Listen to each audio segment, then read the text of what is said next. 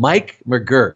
You remember that name? Mike McGuirk, from that golden era, those years that we love so much. She's going to join us momentarily. And she came to the WWF at a time when the industry was really still very, very much male-dominated. It was a very much male-dominated industry. But if you know anything about Mike, you know that she comes from very tough stock. She is the daughter of the legendary promoter Leroy McGuirk. Leroy McGuirk was one tough son of a bitch. I mean, that guy was something else.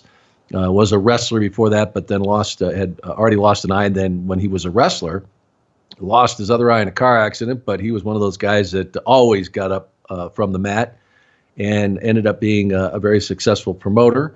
And Mike learned a lot along the way. And also in her was that toughness, and it helped her out a lot. And while she may have been a ring announcer and not a wrestler, she could more than hold her own in the squared circle, as you will soon find out when we get to that conversation. Like I said, we tried to get her on the podcast for a long time. Went back and forth. We had times we had it all set up, and then we had to reschedule, but we finally made it happen. And folks, believe me, it was worth the wait. All right, everybody, time to get to the main event this week, my conversation with Mike McGuirk. Ding, ding, ding. Folks, we've had a few trailblazers here on Primetime with Sean Mooney. It's a tough business, but exceptionally tougher for women. And my guest this week was one of the first female ring announcers heard around the world.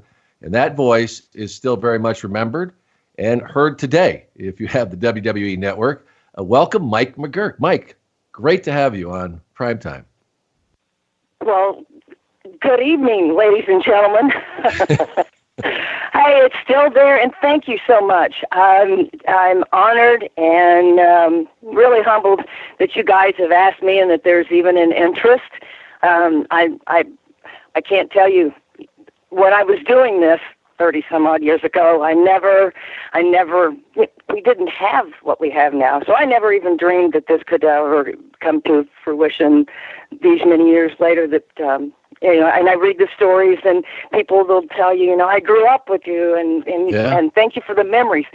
I mean, it just gets to my soul, because I was doing a job and trying to feed two young kids at the time and doing something that I knew and was raised into, thanks to my father, Leroy McGuirk. I got to drop that name. I couldn't be there obviously I wouldn't be here without him, and my mom, but anyway, being around it and knowing how the business worked, how the guys were, really is the key, is to be able to sustain in there, and knowing if it had been anybody else, I don't know how they would have acted, but that was part of the thing that Vince liked when we spoke.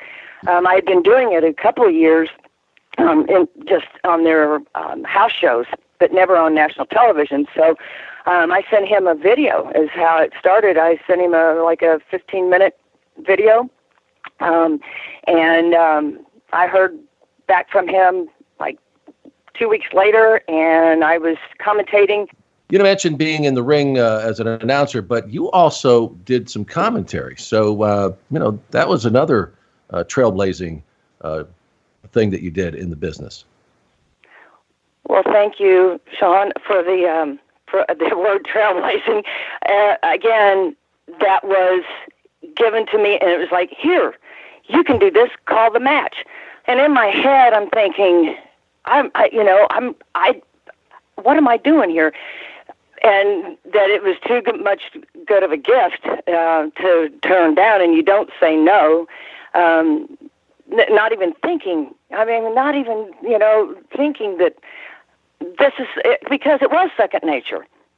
But when they put the headset on you and Gorilla Monsoon that is larger than life, or the Duke, he was there, and you just go with it and not thinking where it's going to lead, just that I want a place in a business that I love so much, and that actually that a woman is getting to be able to be a part of the business, because my dad had told me for years, you know, he from the time I was a little girl, they used to tell me that the fans would come in and they'd ask my dad, and I'd be the little girl, and they'd say, "She's the next lady wrestler."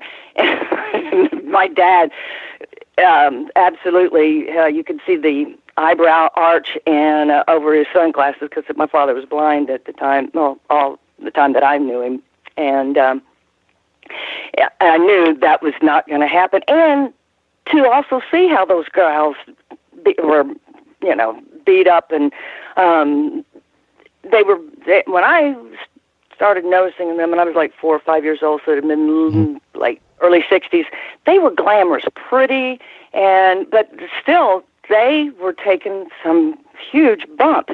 And you would see them later, you know. I remember Moolah from the time I can remember Moolah. And so I understood then that it was, you know, as I got older, what my dad was meaning. He meant not anything to take away from the women wrestlers, except that it was a hard life, and that you're going to pay for it in the long run with your body. And you know, then you start seeing the wrestlers, the men wrestlers, and then you start saying, "Oh man, they're crippled up." Or, you know, that's the thing that I always knew from what my dad meant about women in the business. You don't take your wife on the road with you or whatever, you know, and or to work with you. And so I knew all those things, and for that breakthrough to happen was huge. And it turned out not like I really had wanted it, but, you know, I wasn't the owner of the business. A person, Vince McMahon, was. And what he was wanting was more of the woman bashing. So like you had, you know, I would say, call a move or something, and then they'd butt in and say, "You need to be in the kitchen. You know where your place is, woman." And so it was turning out like that. And that wasn't really where, you know, any longevity could go. And certainly couldn't get away with that today. I did a little today. bit of that, but the ring announcing, went through. Yeah. Are we there? Yeah. And I'll tell you, you know, you mentioned when we were talking at the beginning of this about, you know, how people remember you. And people say that to me all the time, like if they don't know, you know, haven't seen me or something, but they hear my voice. Do you get that a lot when people, they hear your voice and they go, "I know that. That's from my childhood"? They hear the voice, but the most that I have been asked for now, they want to put my tuxedos up for sale. Some of these like a WrestleCade, or I think there's a show, Dave Mooch. There's a couple promoters that have asked me to, would you consider selling them? I'm like, I you know, I'm like, those things have been sitting in my closet. I guess I kept them for a reason. I said the spandex might be a little old, but you know, I did. They hey. That's why they're spandex. It still moves, but yeah, it's when I talk to people and they hear the voice, and that's pretty cool. Besides comments that I get from "Who did your hair?" and so many times, honest, I saw one recently where it was like, "What was I thinking?" Well, a lot of times it was Sherri. Sherri would do my hair, and you know, I'm not going to say no to her. And that was what she was going to eventually do, was do hair. When she retired out of the business, she was going to have her own salon and do all that. So I'm like, yeah, sure, Sherri. And big hair was big in the late 80s and 90s. So anyway, Bobby Heenan seemed to like it. It's really interesting, though, and you just kind of say it in passing, but you mentioned Sherri.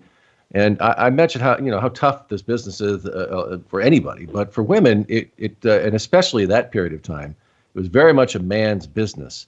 And for you to have found the success you did, and you didn't try and become like Howard Finkel in that style. You didn't wear the black tuxedo or try and you did it your way. And I don't know if you look back down and realize though that you really were breaking through a lot of boundaries within the business that had been in place for decades and decades. It had, and it was unheard of. And when this started, the thing how it started really was I got a call. My parents got a call, rather. It was right after Vince Sr. died, and it was a fellow that had worked for my dad. And I dropped these names, but John Ringley, and he had been married to Francis Crockett in North Carolina. But anyway, all connected. Still, you know how the wrestling back then, they were all connections. And he happened to ask my dad if there was still a wrestling ring around, because this is what was getting ready to happen. Vince McMahon Jr. was going everywhere. Once his dad had passed away, then that alliance towards the other promoters, he really didn't. He didn't care. And plus the fact you're looking now at 1983, and you already had Georgia television just going out to everybody. You know, we're getting cable, we're getting satellite, and so you have more choices. Then you have Madison Square Garden. So, you know, all of a sudden, wrestling is now being piped out of New York, and gosh, Leroy, why don't you get any New York stars? So anyway, we sold the business in 82, 83. Vince came, and I ended up working because I had a ring set back when my dad sold out to Bill Watts.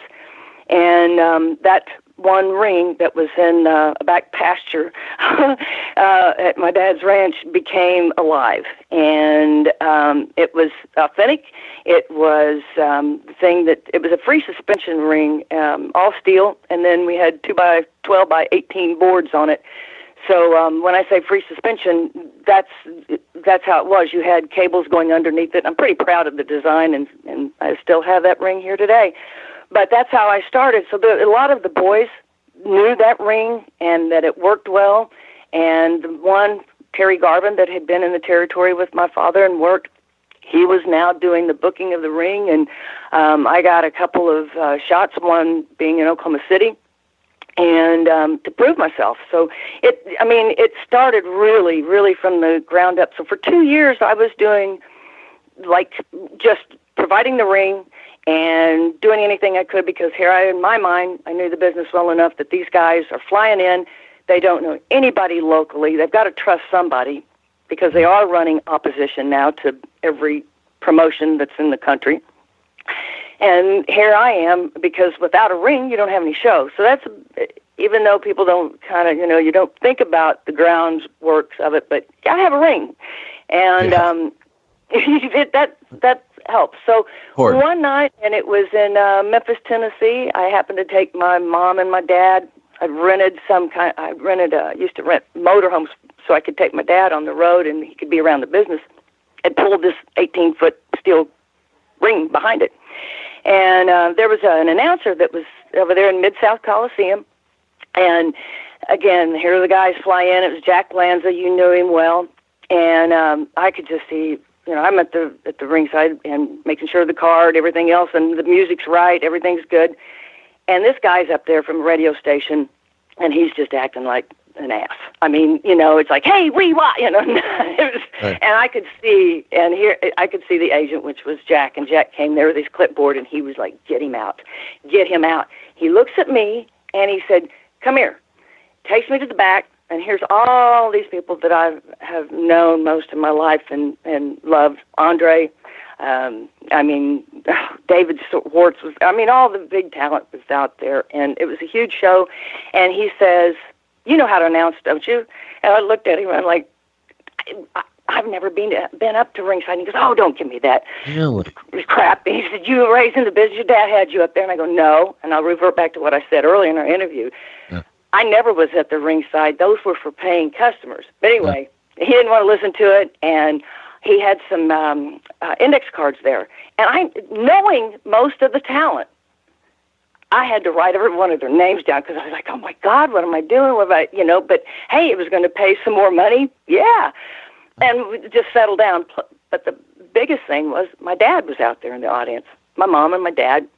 I get up there, and I don't know, it worked. I had my tuxedo on, and I just probably about 3 octaves higher. I was squealing, but I was there and got it done. And Jack Lanza came back and he said, we could probably work this in where you could be, providing the ring and, just come in and you can do the announcing too. Hey, are you kidding? Sure. So it kind of went on for another year like that, and then the Houston thing developed. And then when Vince finally got to see the tape of the one that I sent him, that's how that happened. And that was probably the boldest move I ever made, because I thought, you know what?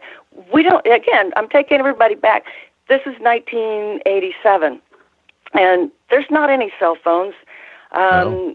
Pretty primitive video cameras, but this guy that I happened to call, because I was there early, obviously, to put the ring up, and I'm thinking to myself, I'm like, how is Vince ever going to see this? I'd always ask Jack, or I'd ask one of the other agents, hey, does he know, does he ever get to see the show? Does he have any idea how the reaction to the crowd is? No, he doesn't. So I happened to get in the phone book that afternoon and just happened to look for a videographer. And this guy came down to the arena, told him what I wanted. I said, I don't want anything longer than really 10, 12 minutes. I think we ended up, maybe we had a 15-minute deal. But here we had a sold-out crowd. We had Hulk as the main event. So he needed to see this. And what he also needed to see is that there was a little announcer that was in there, but I didn't want to make it about me. I wanted him to know how I was bringing him in and how I was announcing him going out, but also pan the crowd, and that worked. And never knowing what it was going to lead to, but I thought this here, was a short, simple note, and those kind of things. There was progression in there, but also handling yourself, and that was huge. Just because it was not a warm reception with the wrestlers at first. Even though I knew a few of them, it was, you got to prove yourself. Mm-hmm. And, sure, you were okay, you're Leroy's daughter, but, are you some kind of princess? It's not going to work around here, especially with the schedule that those guys were doing back in the early 80s. I mean, maybe they would go home once every 45 days, because Vince was working them, and they were going all across the country, and it was chaos. So anyway, that's how that it really, I feel like I was the cocoon in a cocoon, in that it just kind of we did grow, and there was contests along the way. I had wanted to do some interviews, like in the dressing room, and he wasn't really sold on that.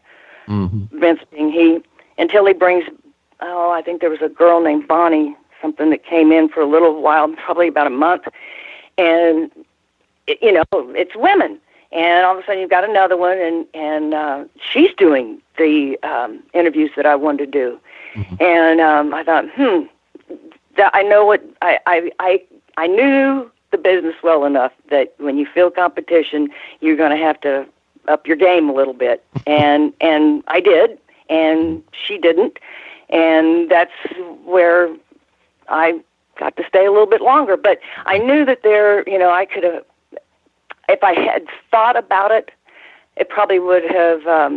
I'm glad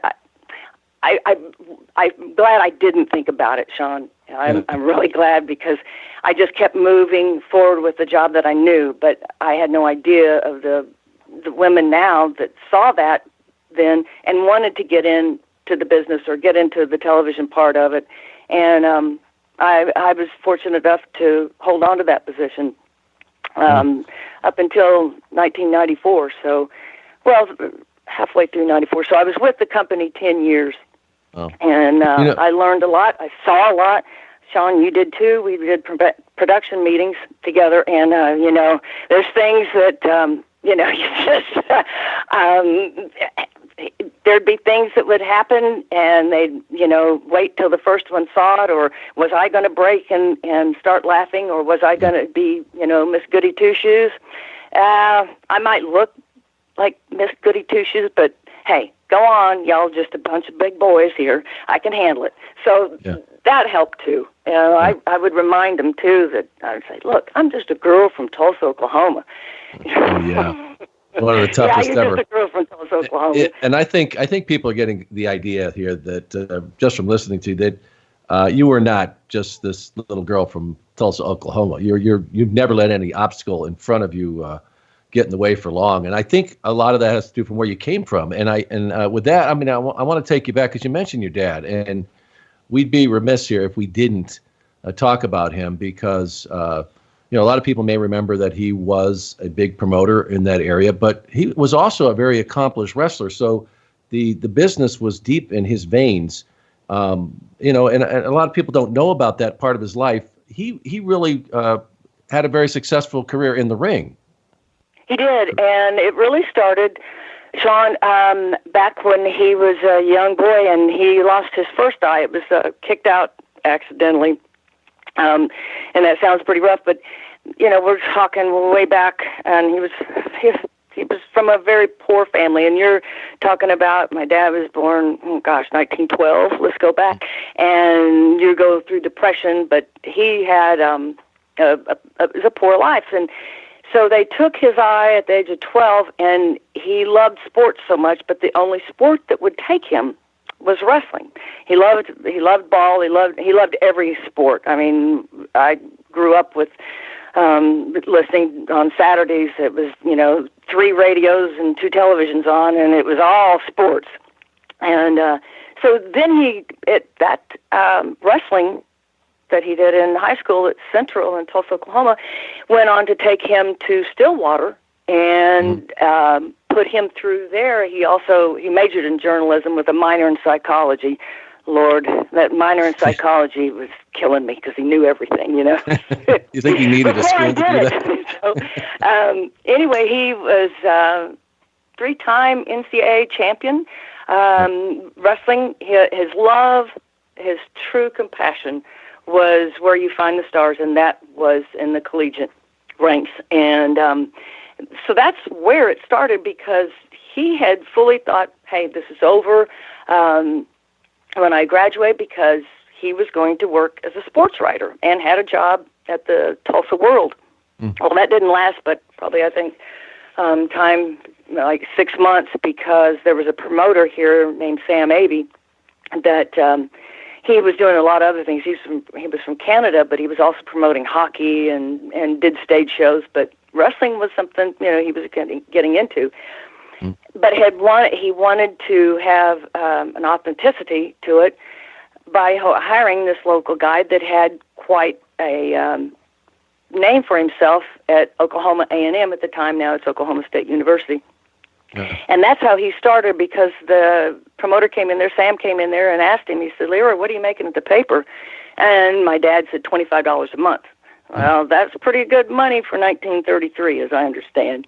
And Mr. Avey said, how would you like to make $25 a week? My dad left the paper, and there's a book in Tulsa that came out, the first 100 years of the Tulsa World, and he's in it. And about this story, how how some people stayed and this person started here, and then this is what he developed to. So that's how he did it, and like that's how he knew. Stu Hart was like family to me. I mean, the names, the Von Erichs, that's who I grew up around. They were my I went to school and I had those friends, but my family was always the wrestling, because that's the families always got together. I can always remember I had Italian food before anybody else did. I had pizza because an Italian wrestler would come over and cook for my father. Mm-hmm. The Spaniards, I mean, it was a rich life to be around those kind of people. And I say those kind of people, I mean that varied group of people where, you're learning Spanish here and just different lifestyles for just an only child like me. I mean, I loved it. It was because they were my friends. A lot of the older ones, they were always nice to me. I had teddy bears. Heck, I knew Ted. I wasn't aware of it, but I knew Ted DiBiase because of his father was in working for my dad, and he also held the junior heavyweight title belt, which my dad eventually retired with, because at the time, as we were talking about, My dad had wrestled and carried the junior heavyweight belt up until his accident in 1951, which is still all before me. This is still stuff that I've either read or that I had privilege of him telling me, because he didn't really like to talk about those times. It was, I'm sure, a devastating time. It didn't happen overnight. He said it was within a period of a year that he lost his sight. And, you think somebody that's on top of his game, a marriage, his marriage was crumbling. He was losing his eyesight pretty rapidly, and he had gone up to Johns Hopkins to try to get it saved, and the technology just wasn't there. Mm-hmm. From what I understand, and I even recently saw a newspaper article where he and my dad's first wife were boarding the plane going to the hospital. So, those things you think, wow, and that was before me. Mm-hmm. And you think, God, that man stepping on that plane with so much hope. And he would tell me later on years, he said, I don't even think about it as the technology came. He said, I don't want to be disappointed like that again. And so, but he never acted like a blind person to me. That was the other thing that he talked about diversify. And as I got older, I understood what he meant, is because thank God he had his journalism degree that he never, he loved to write. He wrote every sports story that was about the wrestlers or the card, and he knew what to do. He would write the story of the impending card, and also write the story of what had happened of the night's matches. And then he would take it. Of course, we were with him, or one of his guys. Daddy had a couple of henchmen, and they would take it up to the sports editor. And he wasn't paying for it, but there it was, the copy. There was, and he knew the role and how it worked, and if it was there for them, they probably would run it. And they did. So there was all these things that were building up of how my dad had told me about don't always put your eggs in one basket. And as I was young, I didn't understand, but as I got older, I've done about a little bit of everything, just so I would always, like he said, is you got something to fall back on. And this was never, ever, like I said, the wrestling, I thought I had to be a part of it. I thought I had to marry into it because that was what it was. Yeah. And then to do what I ended up doing, and then to ask my dad, I was like, well, what do you think? And he's like, he was almost speechless. He said, well, kid, it sounds like you know what you're doing. No, I'm just going with what I've heard all my life and what I think the people would like to hear. It wasn't about Mike. It was about, again, defying what people had always told me all my life, that a woman had no place in this business, and I felt that I did.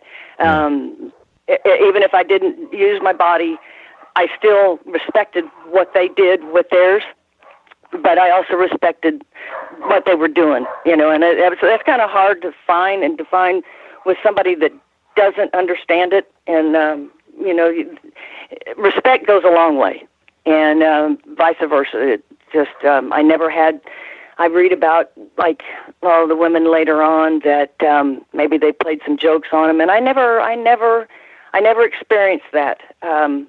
Because they saw me pick my own bags up. They saw me, for the first 2 years I was starting with Vince on national television, that car was just for me. I was not meant for the wrestlers or anybody else. So I was driving by myself for those 2 years and making the shows, and so there was times like, am I really doing the right thing? And you knew you were, you knew it. Just sometimes it would get kind of lonesome. But in the long run, once I got around people, and I knew the job that I was doing, and I think about these kids today. I didn't have any GPS. I mean, I would go to these towns. I'd never been to Boston, but I had learned how to read a map. And I had people that weren't so friendly to. I guess I have an accent. I maybe a little twang. But I could go to Boston And I would get in there, and I would be ready to rent a car. And first of all, we got to get over the hump of your first name, which is Michael. And they'd be looking at me, they go, where is he? Yeah. This is he. So you get through that, and they want to know the story. And then they want to tell you, I'm trying to get to Worcester, Massachusetts. Well, next thing I know, I'm on the road thinking they're sending me to Worcester, but I'm looking at the map, and hell, they were sending me to Salem, which is totally north. So yeah, I can remember doing and learning the stuff by myself. And I went into one place off the interstate, and I was asking, God, I'm thirsty. And I said, hey, y'all have any Dr. Pepper? Not even looking at the menu or whatever. And the guy looked at me. He goes, well, around here. So I'm like, okay, here we go. And we don't know if it's something that you pour on your head or somebody that you call when you're sick. So I thought, okay, we're back east, and I need to rephrase this. So I said, well, whatever you've got to drink, can I have it? And so those kind of things I got without having to be around the wrestlers. I was just learning where to go and how to get there and be on time. Yeah, well, you mentioned your dad, and with the, this all kind of ties into it because you were just, nothing would hold you back. You just said, I got a job to do, and I've got to do it. And your dad has that accident. He's can't see anymore and can't be in the ring anymore, but then he gets into the business. And you, whether or not he ever wanted you to directly be a part of it, I imagine you just took it all in. But when you came along, the legend goes that he wanted a son, and that's how you ended up named Mike. Is that true, or is it just you like the name? Or what? It was told to me and I was supposed to be born on March 17th, not the 16th, and we always celebrated my birthday on the 17th because it was an Irish holiday, McGuirk. And, and then I was told I was supposed to be Timothy Michael. It was all set. My dad was on the road. My mom's here with, the boy. And the doctor, the pediatrician calls and says the OB, and he was everything. A lot of doctors were that. They were the OB and the pediatrician, and said, hey, I got to go out of town. Let's have that baby today or early that morning. And I was born like 2-something on March 16th.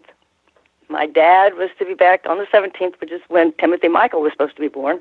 And anyway, he didn't get back. I've got a newspaper article that says 3 days and McGuirk baby still unnamed. And I have that embossed. And I did. I went unnamed because my mom was like, oh, my God, it's a girl. What are we going to do? I'm going to tell him.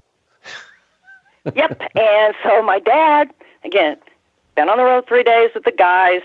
He's happy. And probably a few sheets to, had a couple of, I don't know, Irish but he had a couple of drinks, I'm sure. And he came in there, and it was on his mind. Of course, he'd already been told that I was a girl, and his middle name was Michael. So he was Leroy Michael, and that's where the Michael came in. And he had remembered way back in the day when he was out in California wrestling in the, late 30s and early 40s before World War II started. And he remembered of one of the Barrymores, and her name was Michael. He thought that was beautiful. He loved it.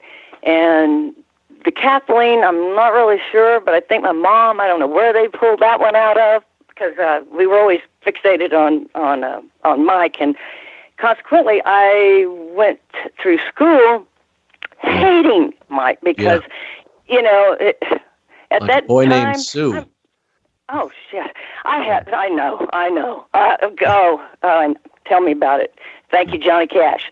And but hey, if I was ever going to be shy, that was not going to be in the cards because and I think that was another thing because he knew it before I did of what a conversation piece that is, and that you better, you got to wear that name, you got to own it, and so really through grade school, high school, they knew it because when we made the transition from elementary school to junior high, it wasn't just the same group of people.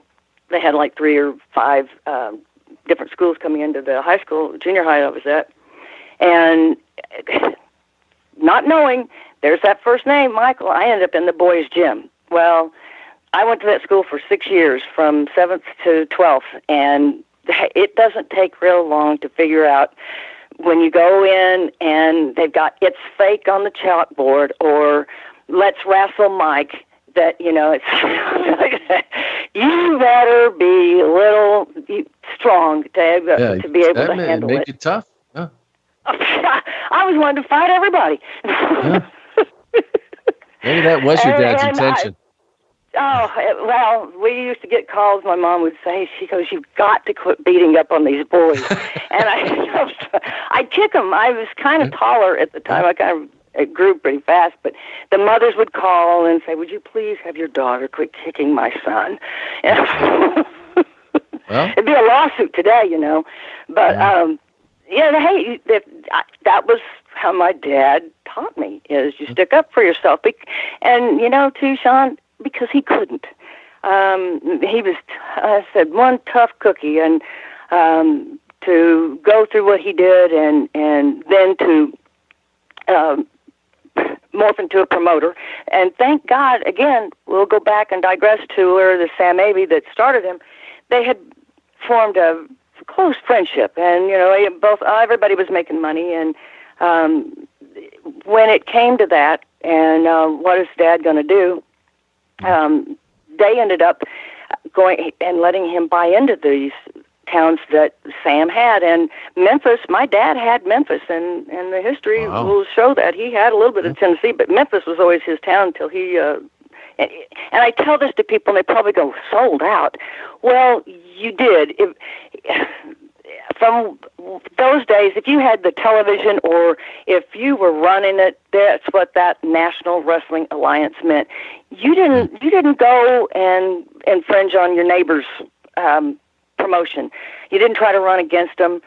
You didn't do that. They worked together. But anyway, he I guess he sold that in like the late 50s, and then decided to concentrate on Louisiana, and that's where he really, got into, like you said, another whole successful phase of his life that, it probably, he knew he could see what he wanted in a match, and he knew what the people liked.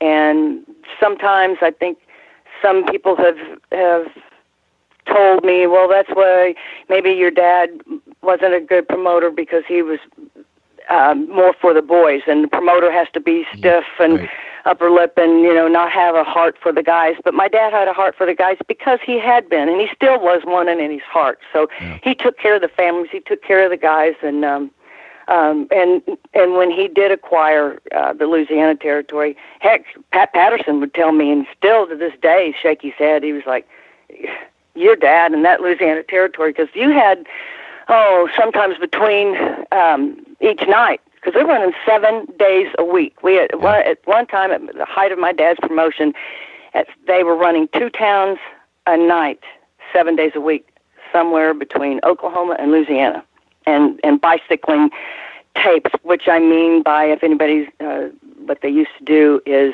they'd have a tape show, and then that show would be down south, and then we'd have another show being shown up north, so we could rotate the talent. And because when you got a town in New Orleans or Houma, Louisiana, which is down by there, on a Sunday afternoon, and then you got to make it to Tulsa by the following night, people, you can add that up pretty quick. It's a long old trip, and you're driving, and that was done. And I know what Pat was telling. He goes, "Hey, we didn't want anything." He said it was good money, but he said, "Man, those trips."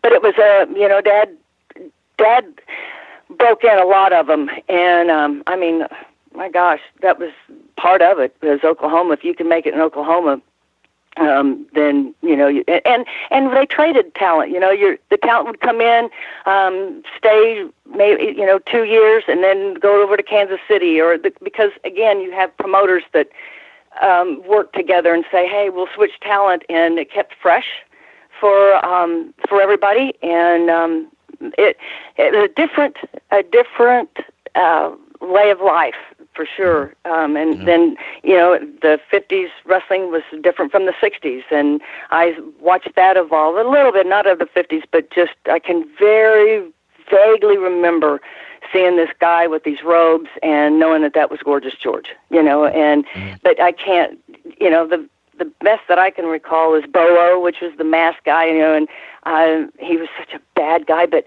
I knew him as Al Lovelock, and my parents never told me about wrestling and how it was, or I just knew Al Lovelock, but I was scared to death of Bolo, not thinking that the two were the same. Yeah. But hey, it was fun, and so I saw that evolve, and then you go into your 70s, and then as I said, the 80s, and how I missed the business so much, and it had been probably a year or two, but we were promoting. I was doing a Tough Man contest with my husband at the time, and so I really never got out of promotion, but I wasn't announcing. I was either selling the tickets, or we were doing promotion with the beer. Beer and wrestling, it goes together.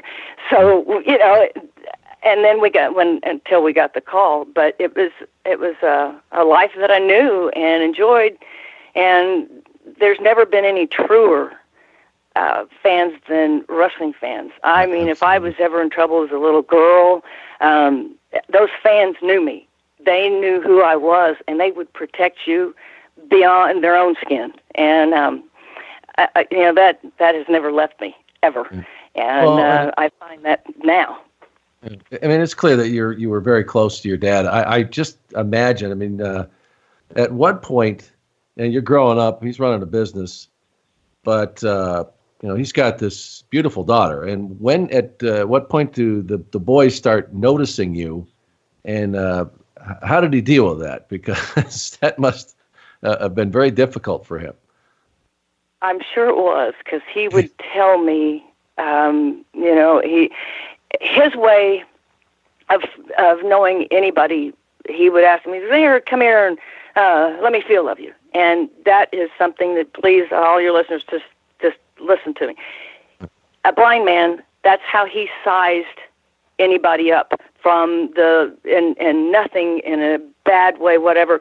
Yeah. But he was getting a mental picture of how somebody was. But my dad wouldn't do that to me, and never. He would just say, they tell me that you're a pretty girl, and I think, oh my God, I never thought of that. I never, still to this day, ever. I'm like, what? You need glasses. I just don't. I don't think of that, because anyway. But my dad would size them up that way. But when it came to me, and I would feel this, he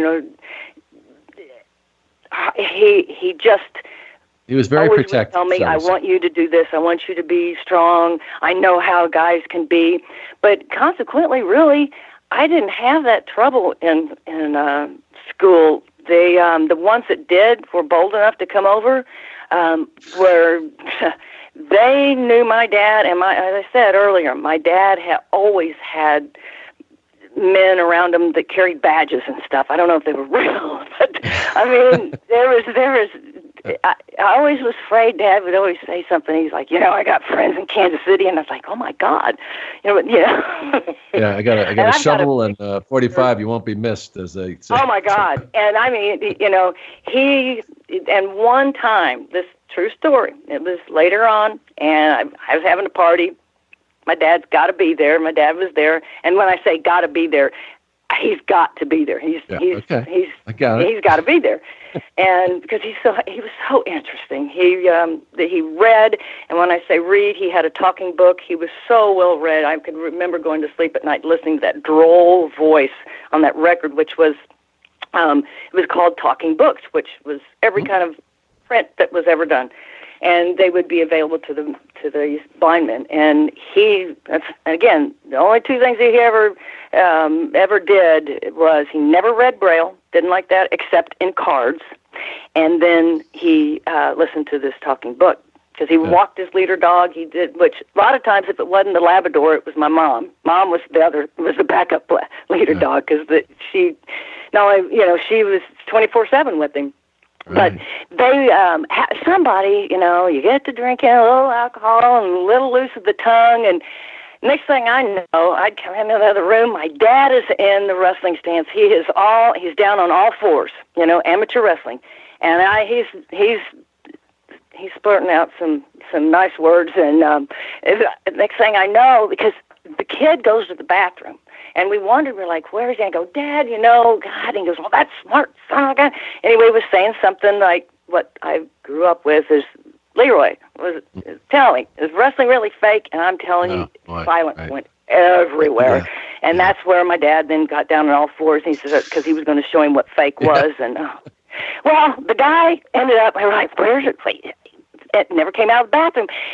Sean, he opened and he went out the bathroom window. I mean, he was gone. So I was like, well, Dad, all right. And, that's just part of it. I was gone one time too long away from home on my bicycle, and next thing I know, there's some big wrestler in a big coat.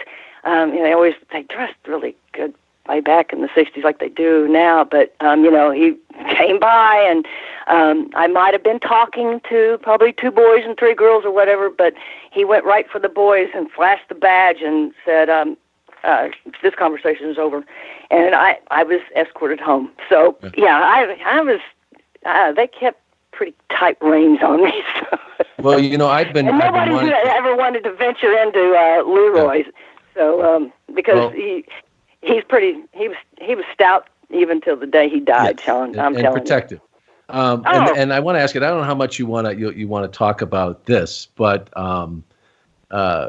your relationship with Brian Blair, and I had him on the podcast, and he mentioned the time, it was during your courtship, I think, when Leroy, he was over at the house or something, and Leroy came in and had a gun, and maybe you can elaborate on that, because I've been dying to collaborate this story. Well, which time? I know that, and that goes back. Now, let me just tell you, beforehand, I saw Ted DiBiase. That was where it all started. My dad broke his arm over that one, because I was outside. Ted and I were like, okay. I was 21 or something. He's 22, and I was like, I'm in love, and this is it. And my dad's standing up there on top. We had like 3 stairs. It was a big colonial house, and they had big columns. Ted and I are downstairs. He's up there, and we told him that, and he stood there for a minute, and all of a sudden he took his right hand and he slung it into that post. Oh my God. Oh God. No, God. Anyway, daughter is going to be hooked up with a wrestler. And he broke his arm doing that, and but nobody got hurt except Dad.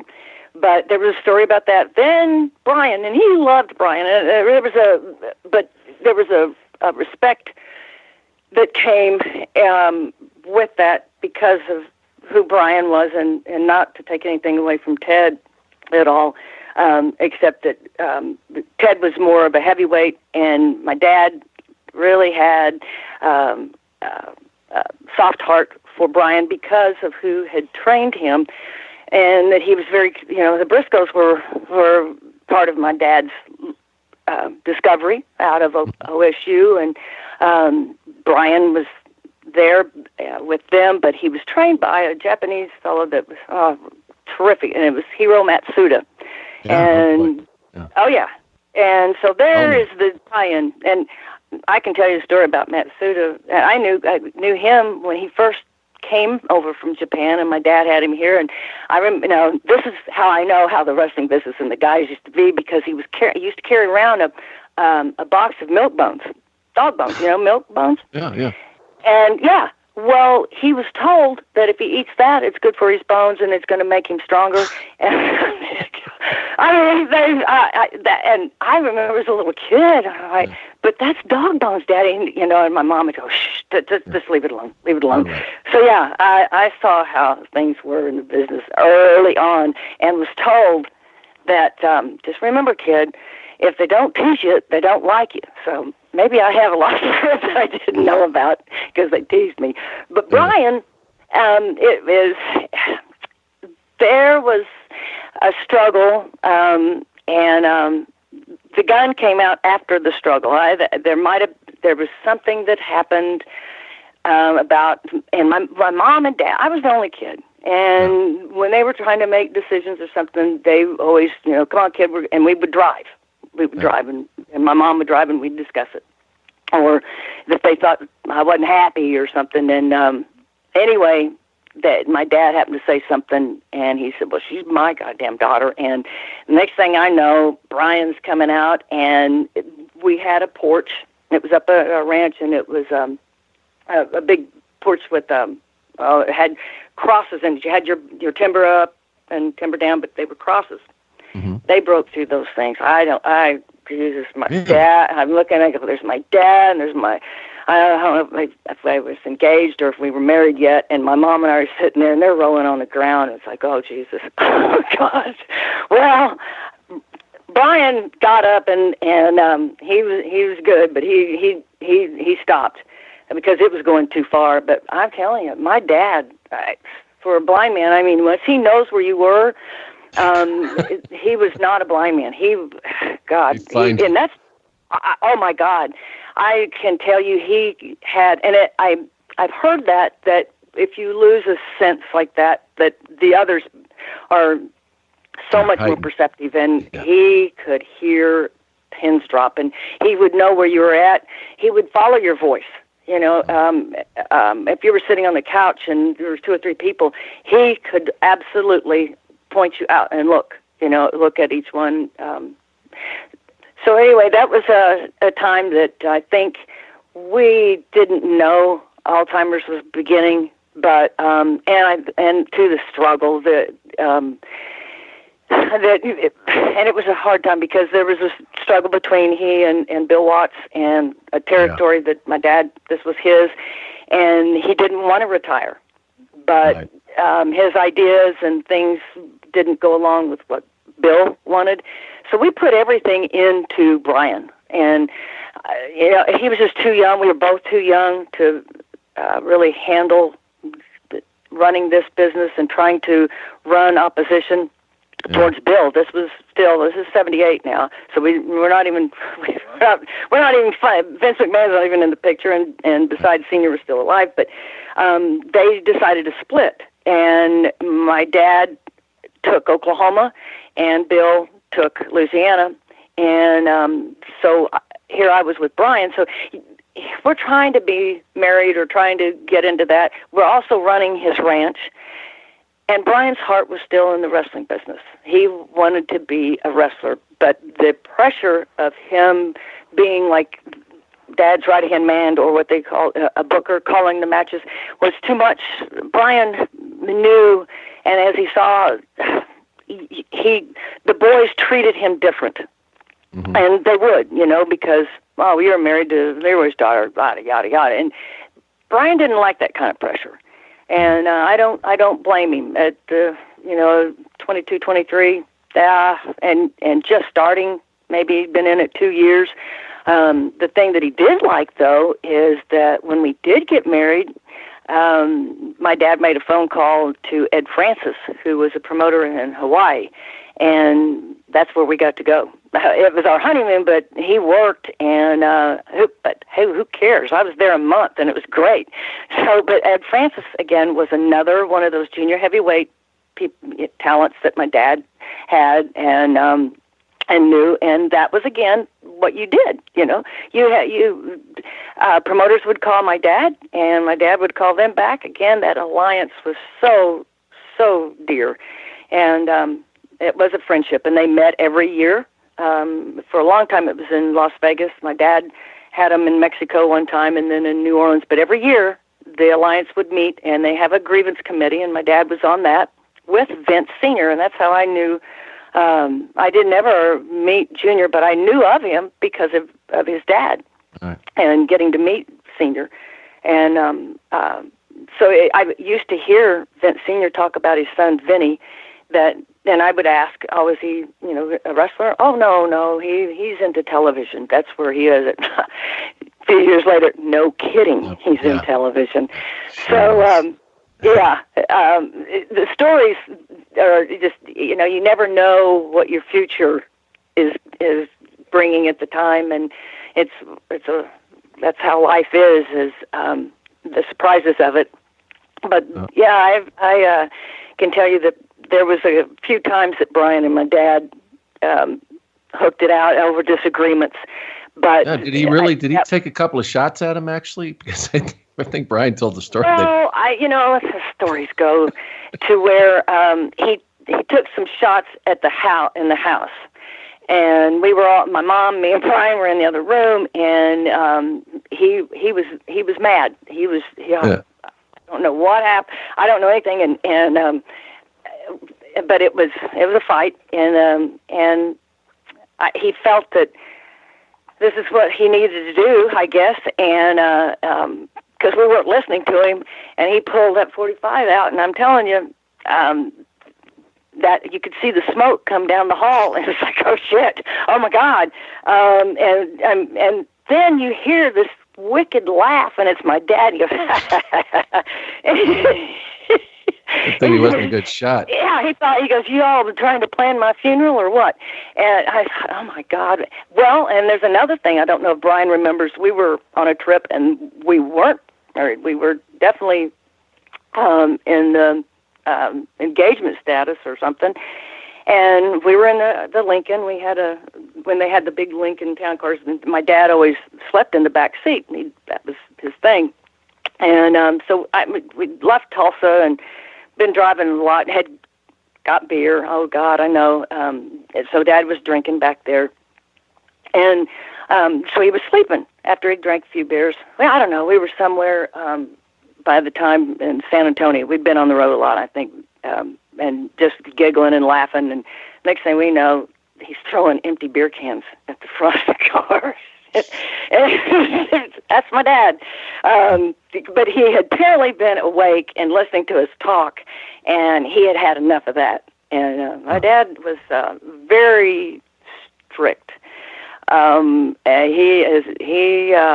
didn't like a lot of BS, as he said. I didn't see him. He just always, and I think a lot of it probably he was on guard because of his blindness, and didn't want anybody ever to take advantage of him. And I think that the pressure of trying to hold on to the territory and putting so much into Brian, and not feeling that Brian was in it, and he really wasn't. And that's nothing against Brian. I love him to the day. I'm going to go see him next week. I supported him in his first year out at CAC because he represents that part of me that nobody else knows. And they like Jim Ross has some great stories too, and I'll be seeing Jim too. And I can tell you about the story about Jim when I first saw him on a spot show that my dad had him run, and he had the wrestlers in a cow arena in Fayetteville, Arkansas, with no sides to the thing. It was actually a show arena, and Jim was in these overalls. And I'm like, oh my God, that's our promoter. Yeehaw! Yeehaw! Oh, that's JR. Yeah. So yeah, I remember that very well. Those things. So before we get to your, be careful because I've got stories on them. Yeah. Before we get to, I want to talk about your years with the WWF, but tell us about your mom. You talked about that she was kind of like 24/7 and had to put up an awful lot. Tell me about your mom. The best. She was from Siloam Springs, Arkansas. Never had been married. Knew of my dad as like, she said, you know how you think of Elvis? Well, that's how I thought of your dad. Well, so she knew of him when he could see, and the first wife, because he was a Tulsa boy, so there was always things being said, because she had, as I said, was from Siloam, a little bitty town in Arkansas, just over the Oklahoma border, and then she had gone to a business school at the age of 16. She graduated early, smart gal, and then took a job at the bank, and one day, the fella came in, and had been talking to my mom for, I think, his own self. But anyway, the word got out. My dad had been, was going through this divorce and stuff, and it happened that this man came in and said, Leroy McGuirk would like to meet you, and would you step out to the car? And so here's my dad, newly blind, and my mom took on a lot, but she loved him. And if there's anything good about me, I hope there is. The soft-hearted part is my mama. My dad had a soft heart too, but my mom just put up with so much, and that the love that she had for him. But when she started that, the story is great. She told me, she said, when I met your dad and married your dad, he had a cook, he had a housekeeper, he had a chauffeur, and about 5 men that always took care of him, and because he was blind and was leading him around, and he had just gotten into the leader dog part of it, and so she said, and then I married him, and she goes, I used to look for things to do, and so she would offer, she goes, well, let me cook, let me do this. Well, she became all of those people, and she would tell me, she said, oh my God, what was I doing, saying, I'll do this, and she drove him. She became the driver. Oh, really? She drove him too? Huh? She drove him too. I mean, did it all? Oh my God. Oh God, yes. Oh yeah. Oh yeah. Oh, absolutely. All the time. All the time. And if he wasn't with the guys, but my mom drove him to the towns. Worked then. Not only then, she got into the office part. So my mom did everything, and I don't know how she did. And then, of course, my dad would, find something. Again, Dad, you just a little bit higher each time, Dad, and he would get upset because the house wasn't taken care of. Well, God, I mean, look where she's been. And I think a lot of it, I knew to go with it because there's a lot of times that my mom didn't have time like more normal moms or whatever normal moms do nowadays or then, because she worked and she took care of my dad. So I became very independent. And there was, again, another thing that I thought was pretty bad then, but it was very good. And I know why they were doing it is not to be dependent on anybody else. And it wasn't that I fed myself or did any of that, but I didn't have things to entertain me. They were my entertainment. And I got to go on the road with them a lot when I wasn't in school, and I learned to be at an arena at 10 o'clock in the morning because my mom had opened the box office up. Now, my dad probably would come, and most likely 95% of the time would be coming over later with the guys. So my mom did everything, and devoted was just, I can't even, people have wrote about it. I read it in books, too, about how devoted my mom was. And even Jim Ross, he was telling me when I last spoke to him, he was like, God, I loved your mom. I mean, I can hear that from Brian, from anybody about how they loved my mom. And let me tell you about this, that she was, so this is another thing about the business. She had no idea what smart to her was. You went to school and you were smart and you made good grades, right? Well, she's in the restroom, in the ladies' room, and there was other restless wives in there, and they were talking. My mom was not invisible. My mom was not visible at the time, and they were talking about, well, Leroy's wife, she's not smart, and da-da-da-da-da, and, so my mom was just, she came out of the bathroom stall, and she goes, yes, I am. I graduated high school at 16, and I was like, oh, Jesus. And she goes, that's how green and dumb I was, because your father never told me about what smart meant. And so, that was my mom. But my dad was that way, too. Like I said, I didn't know anything about business. That I loved it. I loved it for what it was until I was about it. And even when they told me at 18, my dad was so sad about it. Because he's like, kid, his respect and love was always for amateur wrestling. This was a living. He didn't always agree with what was going on, and that's why he still had the heart to take care of the guys. If one of them was hurt, he would help their family. That's what the promoters did. You know, they don't have any money, they can't work, they're hurt, and he would take care of them if they need to be off. And that doesn't. You get happy people when you take care of them.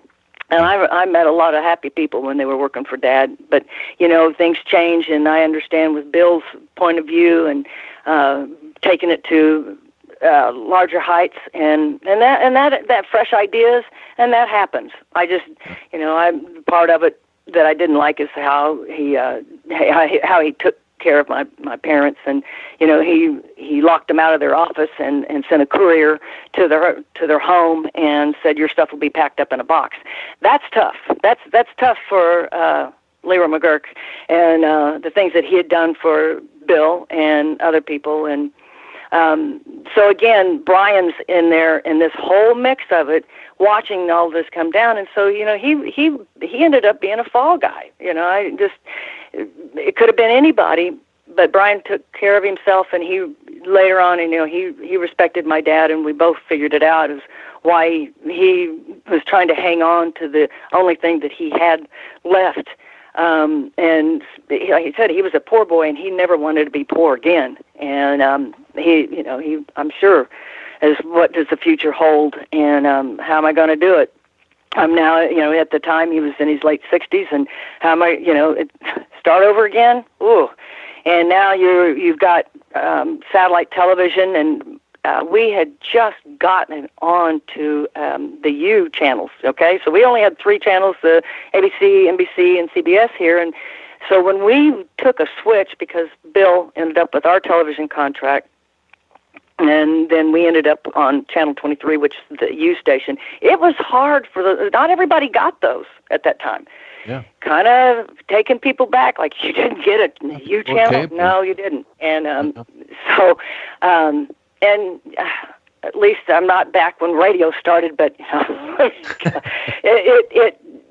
it was hard for them to change the channel. And so much wrestling was coming in that it was probably the best thing that could have happened in the digression that it did with my dad selling out and just saying, hey, I'm done. And because he can tell, when he was alive, he could tell you, and I remember him telling me this. He said, kid, when we were paying a god-awful amount of money each week for television because they would come out and produce it, he would tell me, he said, when television first started, they were coming to me.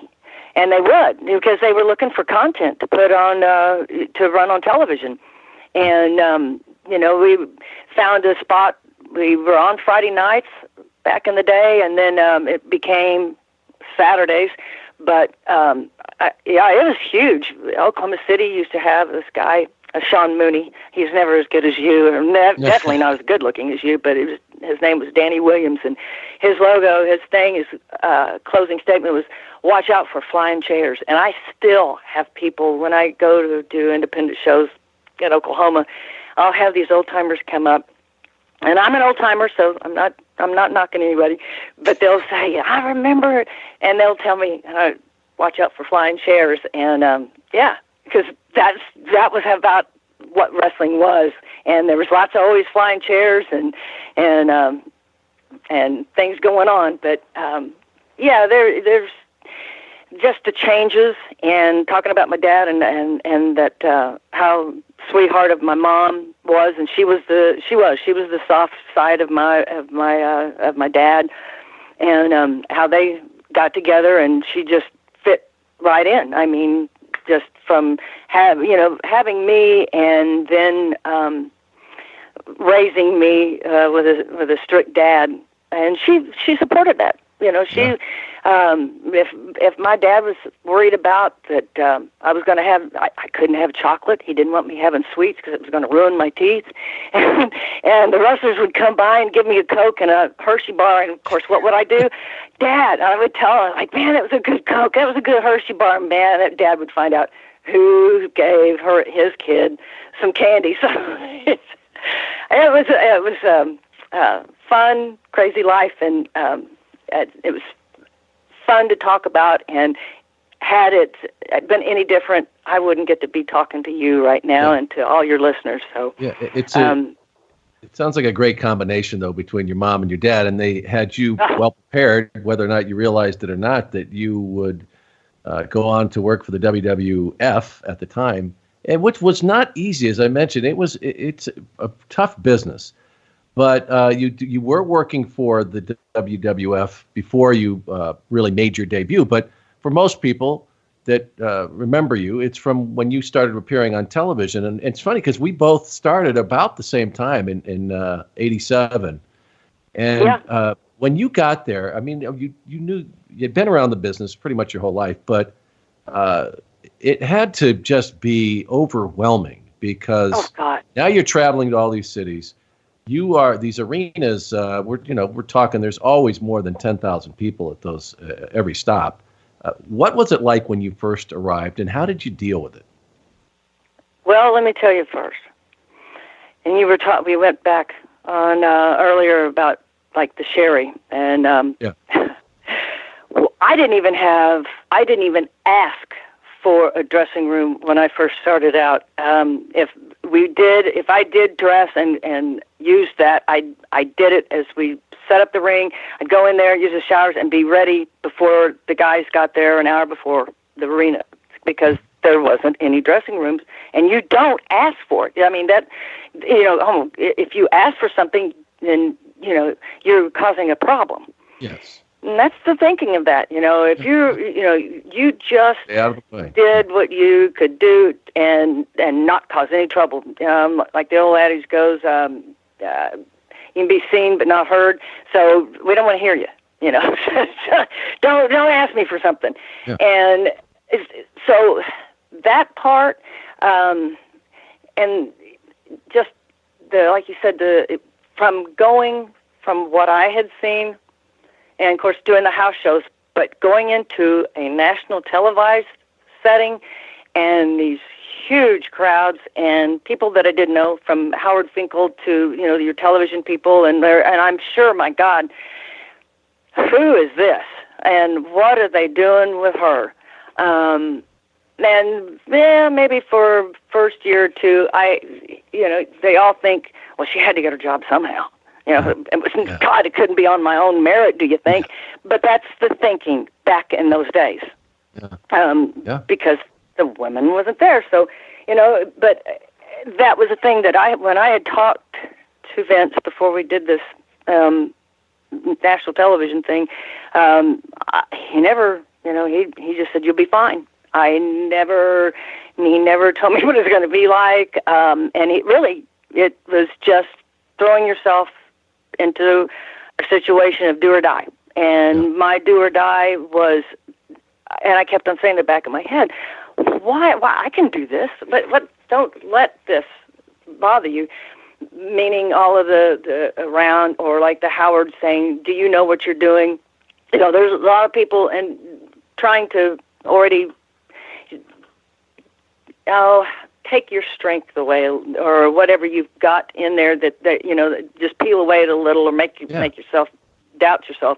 And I didn't even it might have hit me a couple of times, but the thing that I knew to say really quick was, "Oh no, sir." As I'm listening to you, and I'm getting ideas for what you do, and then I'll take it from there.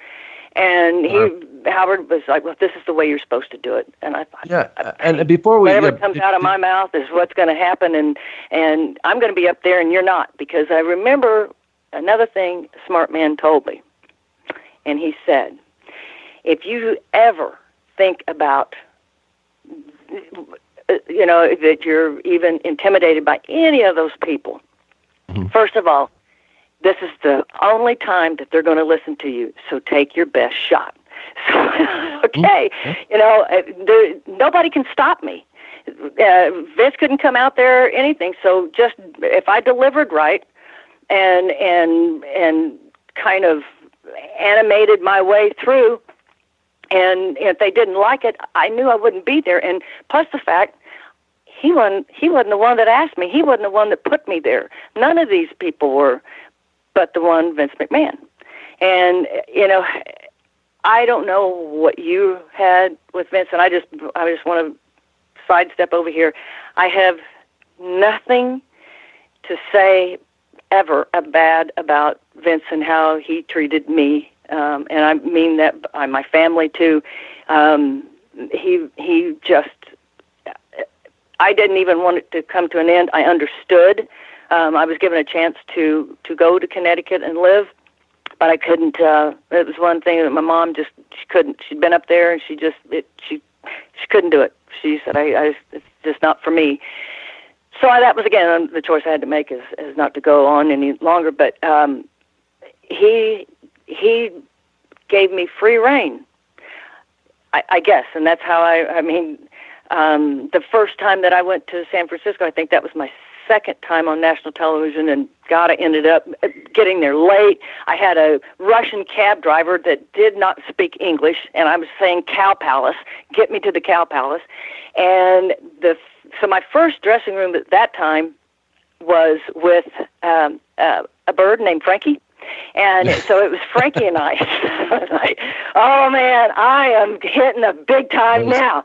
Yeah, from even like dressing rooms. So, intimidated, but I was thankful. I was thankful to be there. I didn't care about having my name in lights or anything. I was a part of something that my dad loved, and consequently, I know I've been talking your ears off, but when it came time that I lost my dad, and it was just at the beginning of everything that was going on, I started the television in April, which I just had an anniversary. I had a fan reach out to me and say, April 22nd, 1988, and I'm like, whoa! That was my first time on Springfield television, and anyway, my dad got sick that summer. By August, we kind of knew it was bad, but I lost him September 9th in 88. So here I was just starting, and Vince had been flying me to make sure that I was with my family every weekend. And from April on, I would be, during the week, Monday through Friday, would be working at the new studio that he had. Yeah. Bruce Pritchard, and then Mean Gene, he was putting it together. It was a new studio. And that was his intention, for me to move up there and then work in the studio and then go on the road to be part of the television part. Well, when it came to that, my dad was sick, and this again, Vince flying me back and forth because of me being a mom. That was where he was at. That's the kind of guy he was. Probably doesn't want people to know that, but he was a good guy, and there was a hope, and he kept his word. Well, when it happened that my dad passed away, the first person that I called and it was Vince, and that was when I could get to talk to him. I don't get to talk to him anymore. I said, get me on the road. Just get me on the road. And he said, no, you need to be there with your family. And I said, but my family is on the road. He did tell me, stay here. He paid me for the 6 weeks that I was off every week, and then put me back on the road. And the first time I was back on the road then was back in San Francisco. And I'll tell you, the first person I saw and ran and hugged, and probably people don't know this, was Bobby the Brain Heenan. He was a dear. I never knew if he really, really liked me, but when it came time that something like that happened, they knew I was hurting, and I've never seen such outpouring of nice people. They were, the family. Oh, just unbelievable. You mentioned Howard Finkel. You mentioned Howard Finkel, and I always wondered this because, I knew Howard very well. I always wondered how he received you, and did he help you, or was it kind of resistance initially? Oh, it was very much so. And I didn't understand why, because I would talk to him about, Howard, because I had his gig. Respect for him, and I want everybody to know that. I just, his delivery, what he did, and who... I wasn't trying to be a female Howard, and I told him, I said, Howard, you won't be able to wear the tux like I do either. So, let's just, you're you, and which is great. And there's room enough here, because he wasn't doing what I was doing. Mel was doing it. And I eventually took over his spot, but it was also something, and this is Vince.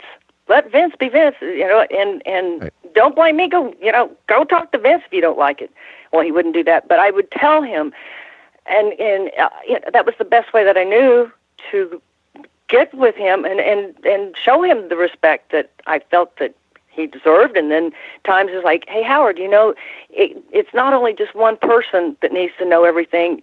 This is, and I always thought of it as a wheel. I said, there's a lot of spokes to this thing, and if the spokes get, out, then it kind of slows everybody up. So I said, can we all just have this information so this runs smoothly, that we don't have to go run after Howard? But Howard liked, and so you feed into that. Howard liked to have, he wanted people to come after him, and he wanted to be important. That's kind of where I'm stumbling into saying that, which that's fine. That's great, and you earn that. But he was always, I felt, it was very hard to work around him or try to do anything to get him any information. It just wasn't going to happen. Just wasn't going to happen. There was never any fights. We were always cordial to each other. I never went any farther because I didn't want to know. I didn't care. I just knew I wanted to keep my job, and as long as I did it, and that I would hold on to it. But Howard was hard to work with, and I think too because of the intimidation and I would see him years later. I would go up to a show when WWE was near home, and I would call out. I never asked to go and run into the show. I would just say, "Hey, Howard," I'd be out there in the crowd, and he'd look and he goes, "What are you doing out here?" And I said, "Just being part of the crowd." And I asked him how he was doing, and he would tell me, he goes, "Oh, they throw me a bone here and there." And I was like, "He's never changed." It's poor Howard. So, and I'm sitting out here in the parking lot. Come on, Howard. Yeah. But at what point you started getting comfortable at what you were doing? Did you become conscious because the way you started having it was subtle. I mean, but you would have different outfits. Your tuxedos were great. You really stood out, and I don't know if you realized it at the time, but you were kind of setting a stage or paving a road for others that would come behind you. But was it just something you just said, I just want to look different, or what was behind the thinking, behind the way you presented yourself in the ring? Well, it started like this, Sean. I had always seen the announcers or like a boxing match, and you would always see the commentators. They were dressed up, they looked sharp, and the announcer too. So when I started doing that and staying in the ring, not in the ring, but I was doing the bell and everything, I dressed up and I had my timekeeper, the same thing too. I want you in a suit. Well, I ended up getting, because I didn't have a seamstress, and I bought a man's tuxedo. And so that's why it's kind of long in the crotch in the early days, because it actually is a man's tuxedo that I was renting. And then they eventually bought like the white ones and the black ones, and you see these big pants. And thank God the sewing girls came along with the spandex and their sewing machines, and we got together and had some great ideas. But it came out. I wanted to have the female again. I want the woman up there. The woman can be in there and do everything that a man can do, and that was my edge to try to get into a man's business. It was not about selling sex or skin or anything like that. It was about just giving a little bit of female touch, and the fanciest things that I thought that would work, and was my shoes. I always got there's no place like home shoes, Judy Garland, and they were always sparkly, or I'd be out in Vegas, but I always liked the sparkly shoes because the tuxedo was kind of in the early days, but that's how I started. Well, at least they'll notice my shoes. I'm getting the man's tuxedo, and it got heavy, and that's where we came up with it, and plus the fact my dry cleaning bill to carry that thing. So when the girls started, they go, well, why don't we'll do something and we'll still keep the tails. And I said, I want the tails. And I always wore a tuxedo, an actual tuxedo shirt underneath. And then we did the spandex pants with the trim on the side. But that's how I did it, is I'm going to dress up. I got into the tuxedo, which was kind of okay. But that's where my mindset was if a man can do it and they do it in a tuxedo, why can't I? Yeah. Why can't I? I'm not going to be doing anything different. I'm not going to be out there acting like a girl or a girly girl, but I'm also going to make good delivery and be very serious about my job. And that's basically how I looked at it. But I think about it as like, why did I come up with that? And it was just what I had seen. I had not seen the men in tails, but I liked tails. It just added a little different. And there was also a running joke that Jack Lanza always was telling the guys that he stick your tails back in, because they would always have their shirt tails out. And so I thought, well, heck, I'm going to have a tail that they can't talk about.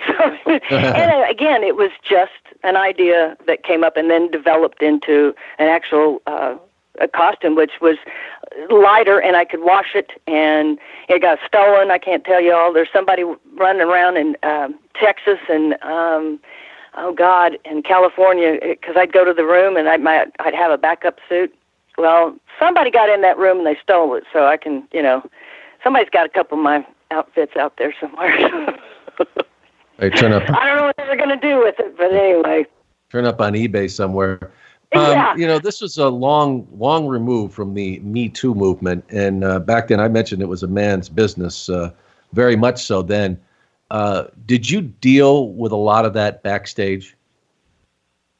No, Sean, God, and we worked together, but yet, you were in a different area, and they really didn't. When this stuff came, oh gosh, I know you were with us because Linda came on one of the towns. It was in Hershey, Pennsylvania, and it was a big deal. This, sexual harassment and anything, and they, as a big company, were trying to make sure they were on top of it. And Linda, being who she is, she ran it, and she wanted to talk to Sherri and I and the sewing girls, but she wanted to make sure there was not anything going on being said that maybe we hadn't felt like we could open up and talk to the men. And it was about as far removed from us that could be. In fact, I told him, I was like, Linda, if I didn't have sexual harassment, I would never get a compliment in this business. And I said, you can call it whatever you want, but very rarely would I get it. And it was later on from Kurt Henning, which is a dear friend, and he stood out and he'd say, hey, you're looking good tonight, or a gorilla would give me, but that was a compliment. It was not like, hey, Buster, shut up. It was your own peers telling you, hey, you look good. Never, because I didn't give him anything to look at anyway, but I didn't have anybody. There were stories out there. I'm sure somebody said, oh, she quit because Vince McMahon made a move on her or something. Never happened. Vince never even tried. There you go. He not darn it, but that's the respect I know of him, and how I know and would feel, because the guys had wives, and then every night there is temptation on the road, and you see things, and you don't say anything. They have families. You don't say anything. You know how this goes. Anyway, it doesn't always happen in the wrestling business. It happens in offices and music, but everywhere. But which is sad to say, that if that somebody wants to get somewhere, or that they hold that up as a ticket, and I never had that. nor, of course, Sherri, most of the guys were afraid of her. I was going to say, nobody would touch Sherri. She would have... No, I told her one time, she really liked Hawk, Legion of Doom. It just liked him very well. She loved Joe, too, but Hegstrand was a different character. He was fun to be around with. He was constantly joking and constantly telling Vince, to us where Vince could go. And, he eventually did tell Vince where to go. But he just was a character. Yeah. And Sherri, one night, we were all together, because it takes time. I mean, especially when, when we've had a long show and you go out afterwards and you have a couple of drinks to wind down. And I saw Sherri go after Mike. And Mike came up to me later on. Sherri went on to the bathroom, and Mike came up to me, and he said, "Hey, McGuirk, would you please do me a favor and tell Sherri, don't kiss me ever again with a bunch of peanuts in her mouth." And I was like, "Oh, God, oh, Lord." And so, I mean, Sherri was, putting him on the... he was being harassed. Yeah. I'm going to save you from Sherri. And he's like, "Go in the bathroom and tell her now." Yeah. Oh, my God. Oh, yeah. Oh, that one time that we were all out, and there was a gal that was up dancing, and she's pretty proud of herself. And she had a bathing suit on, but still, it was, she was pretty proud. And you don't do that in front of Sherri. And not when Sherri was in that mood. And she looked back at the lady and looked, and I thought, oh, dear. And, Sherri got up on there and started dancing, and the lady just danced right off and sat in the chair. But that was Sherri. She thought, Sherri wanted to take over the stage, so she did. But she was, there's one or two people that have said something so nasty and bad and saying, about me and Sherri. I didn't ride with her. Right there, maybe the last, if she had a car, we were never riding alone. We also never shared a room together. And it's sad because we were to save money on her part and my part. But again, here we go with the connotation of the two women. And because we had to carve out our identities, and our identities wasn't in as bad as we were friends, but also, too, you had to be careful because somebody would talk or say something that wasn't even true. So, but we could, we were still friends. And that's crazy, but that's how it was. I have to imagine, though, that it was, it must have been great to have somebody like Sherri around, because, like you said, there weren't many women that were on the regular basis. They might bring someone in, but they didn't stay long. I mean, you guys were a regular part of the entertainment of what they did. Yeah, and Liz, and Liz. Yeah, and Liz too, but, she was with Randy, I'm sure. I don't know how often you guys got a chance, but to have, and all three of you very strong women, but, to have that support system, whatever it looked like, had to have helped you get through those times, because life on the road is not easy. No, and I said, when Sherri wanted to do my hair, because we finally progressed into getting a dressing room. I remember Sherri and I struggling over getting a broom closet. True story. Yeah. And and now I went, probably a year ago, and I was back talking to some of the people and even some of the ring crew that was still there, and they're like, "God, you are coming back, aren't you? One day, you have no idea what it's like. We have to go down to give tea to Lillian and this." And I'm like, "Oh no!" I said, "Geez, you didn't. I couldn't drink water, couldn't drink anything." Sean, when we started, we'd start like at 7:00 at night and finish at 12. And I was down at that ring and with pantyhose and spandex on. There's nobody that's going to make a quick exit, go to the bathroom and come back. I mean, just remember, I was like, oh my God, I was training my kidneys to do that. And, but yeah. And so I talked to Sherri, and, Sherri, when we finally got dressing rooms together and she'd do my hair, or else,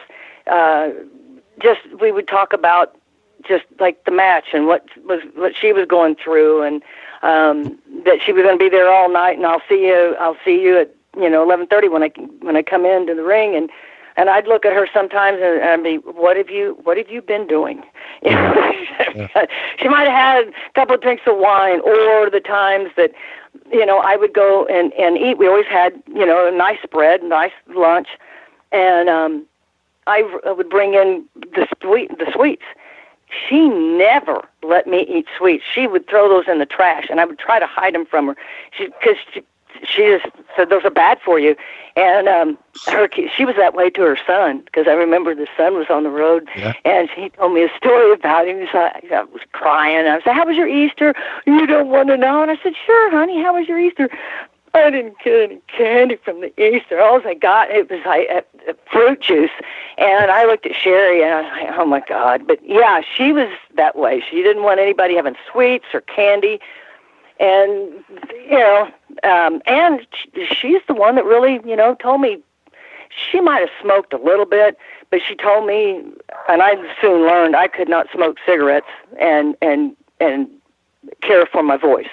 And my voice was huge, from taking care of it, and when we be in Arizona or in Vegas or anything, and it's so dry, and drinking Crown Royal doesn't help either. So but you got the lemon in it. Yeah, right. So I would get tea or lemon and really nurture my voice that day, and try not to talk. But she would teach me, certain things like that, and also. She worked for my dad. Now let's go back here, and this is where I knew of Sherri. Never knew her back then, but this goes back to when I was still just barely out of high school, and I was in college, and she was going with a guy. It was called, I can't think, it was Mike, but he was known as the hippie, and Sherri was his valet. And so Sherri started in this business. Way long ago, and she she was tough, and to have her like you, and but you also, again, you carried the weight too, and so all that.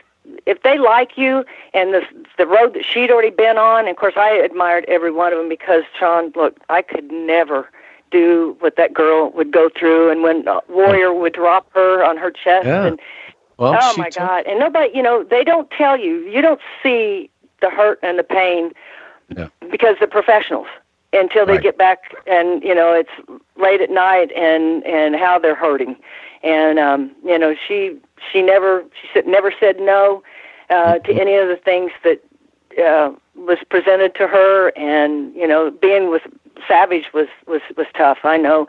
But there wasn't anything that girl couldn't do in the ring. She was tough, and had the tenderest heart. She really did. She would help anybody. Yeah. Well, when you talk everybody. About, I mean, if you got to know. Here's this girl that has this persona outstage, out in the ring. And backstage, it was, "Hi, baby, hi, sugar," because, that Alabama came out in her, and she was that way. She just, she was a Southern girl through and through. I mean, Green Pond, Alabama, hello. And I don't think she really gets the credit that she deserves of what she's done for those divas that are out there now. But also for you, Mike, and you mentioned a little bit about it, doing commentary, and you kind of just brushed over it a little bit, but really, at that point in time, you didn't ever hear women in any, and we'll call it sports entertainment, but any situation like that, doing play-by-play and color at ringside.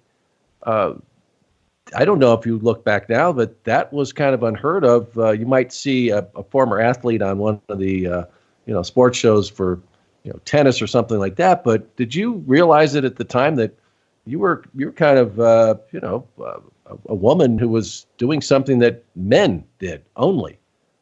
I think it all goes back to the beginning of our conversation. My dad wanted a boy, and I wanted him to be proud of me, and he did. I mean, who ever heard of a blind man doing color commentary? Well, that was my dad, and who ever heard of a woman doing that? But Right. my authenticity came from the fact that I, had picked up on it, obviously. Yeah. I hope so. I'd watched it all the time, and that it was something that, like, how would she know? What did she know? Right. And that's why the part that when they started throwing it into, you need to be in the kitchen, and what would you know? And I would try to bring the conversation back into what my dad was. Is like, let's talk about his background. What got that wrestler here? And then we'll go in, okay, they're doing a move or whatever, but, to fill in that way of what brought him to this point. Yeah. So that was just a cue that I took off of just what my dad would do, or how to call it, because Bruce would come in, and then those two would say something, and so I would have to jump in and be ready for the slam. Because he'd say, well, what will you know about a hold like that, unless that's something that your old man does to you? And I mean, there were things said that, you couldn't get by with now, but. Oh, God, no. Are you kidding? Stuff Bobby would say, oh, my. Yeah. Yeah, no. No way. Yeah. Back then, yeah. No. Just comedy. So that to do that, was really, really fun. I loved that. I think the most nervous that I got was sitting next to Gorilla. I mean, he fed you. God, so good. I loved him. And if I ever would have, but I never knew the stuff that Bobby was saying. He was putting me over literally by the things that he would say. Right. And people would come up to me and they said, do you know how bad Bobby Heenan hates you? And I'm like, no. But then again, I didn't know if he really liked me or not. He always was, you know that. He was on top of it. He was constantly Bobby Heenan, and always with the remarks. And so I never knew behind the scenes what he was saying. And people, I forget, like, when he'd flip me with the towel or anything like that, all he was doing was helping me. And I loved it, because he was bringing me into the fold, and so to speak. And that, again, that's acceptance, to where I think one of the other hardest things too, Sean, was to let them know this isn't, I wasn't there to be the Mike show. And, they didn't know at first, well, what are you trying to do? And there was no beauty contest. I didn't feel that. I wasn't trying to do that by those big loose men tuxedos. So I, went into it pretty easy. Just for the fact of what I had no idea I was getting ready to incur with the remarks. And I can almost remember too that when I first was doing it, how the crowd was just like, what? What do you have to say? And then I had this voice, and my dad always said it was loud, so I thought, well, heck, give me a microphone, and somebody wants to listen to me. And again, I used that. What they had told me is, like, if you ever want anybody to listen to you, grab that mic and start talking. And that's what I would do. Or if I'd hear somebody say something like, hey, take it off, I would follow that wherever they were, to try to counteract that. But I would let them, without being afraid, I would try to find that voice and nod like, no, you don't want that. So I learned to love that part of it. And I loved the more people that were there, the better it was for me, because if I made a mistake, it was always taken care of in the booth or whatever, but there were so many people that it was like, I don't think any of them's really paying attention to me, but maybe they were, I don't know. Now, when you had a smaller crowd, that's all, their attention was right there, and if you made a mistake, and I was worried about falling out of the ring. That never happened, thank God. I was worried, that was another thing, we were not allowed to put heel. I know you knew this because Sherri would pop them all the time. The mats that were outside of the ring. Yeah. We were told don't do that, and so I was always on the ball of my feet when I jump out of that ring. I wasn't having those heels. I wasn't gonna. Oh, right, I wasn't gonna have. Yeah. Yeah, just little things like that. You don't think about it, but when they tell you, it's like, and you've got to put a hole in our mats. You think that they don't do stuff now that, yeah. Right. So you never wanted to make waves back then. You just wanted to be a part of it and go for it. But, yeah. Any incidents really stand out? Like I said, I loved it. Yeah. Any incidents, though, ring announcing, do you remember that really stand out? I don't know where things went wrong or just events that just are just burned into your memory. Well, I can remember when my hair was like, because a lot of times when we started out on these house shows, we didn't have buildings like they do now with air conditioning in these big, humongous places. And true, we didn't. And there was a match. It was Dusty Rhodes and Sherri, and she had come in there, and she had did my hair because it was so humid, and then the building was hot, and so the only thing we had was like that final net, which is just like glue. Yeah. And what it was. Not kidding. So she was trying to put my hair up, and it was up, literally like up at the time. I walked out of that ring, and it was probably the third match, and she came up. And she put her hand in it and just like that, and she knew it because it just fell. It went all over my face. It was just standing there, and there happened to be a freaking loogie that somebody had spit from the crowd that was in there, and when it fell, there was that loogie hanging. I didn't even know about the loogie, so and they could not stop laughing. And here the bell hadn't rung yet, and they're sitting there trying to hide from laughing, and I'm sitting there just let it go. Let it go. Thank God that's not on television. And to top of that, there's this freaking loogie now swinging right there. I thought, oh God, yeah. Or times that I'd be there, and they'd be throwing beer, and you would get the beer. Quite didn't make it to the ring, but it sure got the announcers back. Thank you very much. Yeah. And her hair, yeah. So. But things always happened. I think you know that the embarrassing part is where, and they could cut it out. That was the good thing about it, that they would change. That I had been told. I usually would talk to the referee and just confirm, hey, we're going to go about 10 minutes, or he'd tell me if there's been a change.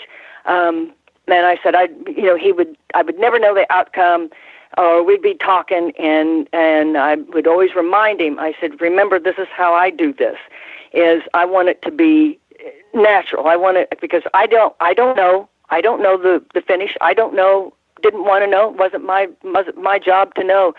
So when they give me the okay, by disqualification, so-and-so wins. And then I would go right into it. But I would wait for that announcer to give that to me because the people are looking. Yeah. Well, this one time it changed, but they took care of it because I said what the referee had told me, and then the referee came back and he goes, oh, no, I told you wrong.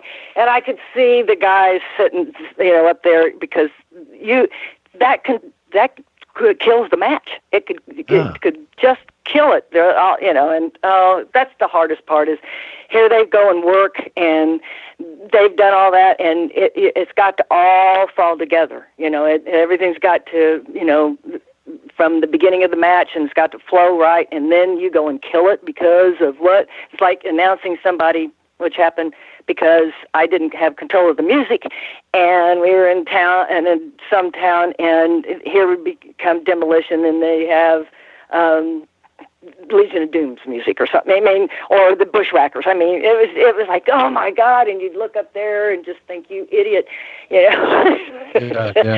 You've been given everything, and again, we had no way to talk to the control room up there. Yeah, we didn't have IMPs or right. Right. Yeah, I mean, it was just like, cut it. So here are the talents coming to the ring. You could hear them, changing, trying to find the music. Oh, just, and then you would see an agent come out there. And I can imagine, I mean, what are we running here? But it's a lack of communication where somebody had changed a match, moved one up, nobody knew, and boom, there goes the music, and then all of a sudden you know when it's wrong. You know, it doesn't take you very long to know that it's all wrong, and so I'm the one that they go to, and so I learned to take that too, and respect from the agents, and that was there were so many parts to this that you had to get along and find your place, right, as part of the company. Whether you had the from the home base, whether you had that, you had the talent on the road, you had your agents, and you had there was a lot of mechanics to this machine to make it work. And again, when you were talking about how I was overwhelmed, oh heavens yes, but thank God I knew, and that my dad had at least shown me what it was, the basis of what it is, and how it works. But this was on an enormous scale. But that I knew that I had to make it, and that's all I kept on saying is that my dad could. Well, he didn't raise any dummy, and this is something that was literally given to me to be able to do just because I wanted to make a living. And it was in the business that I knew. So how our interview started, it came off so innocently, with the exception that I always thought there's got to be a place for a woman that doesn't get her brains knocked out, and she's not wrestling.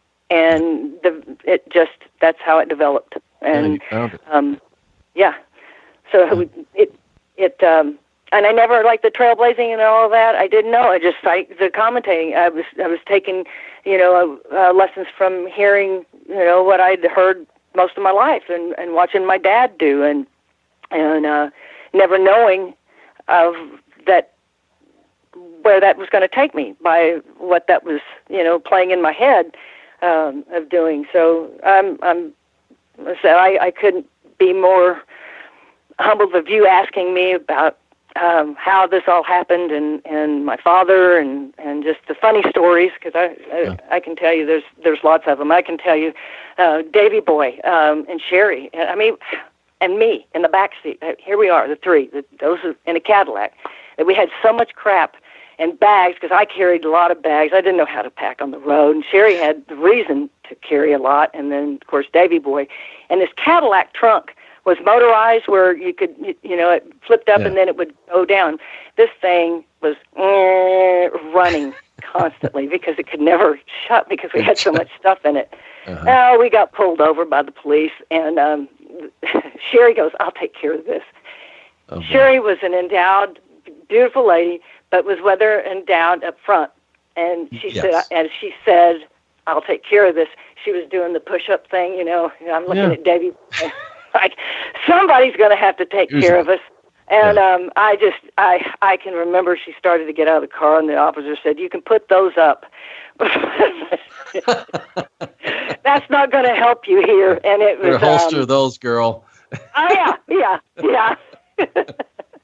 And then he wanted to ask Davy Boy something. He was like, "So where have y'all been?" Because Sherri had said something. He wasn't going to talk to her. And Davy started in his English accent, and he just looked, and he looked back at Sherri, and then he looked at me, and he goes, "Oh, what do you have to say?"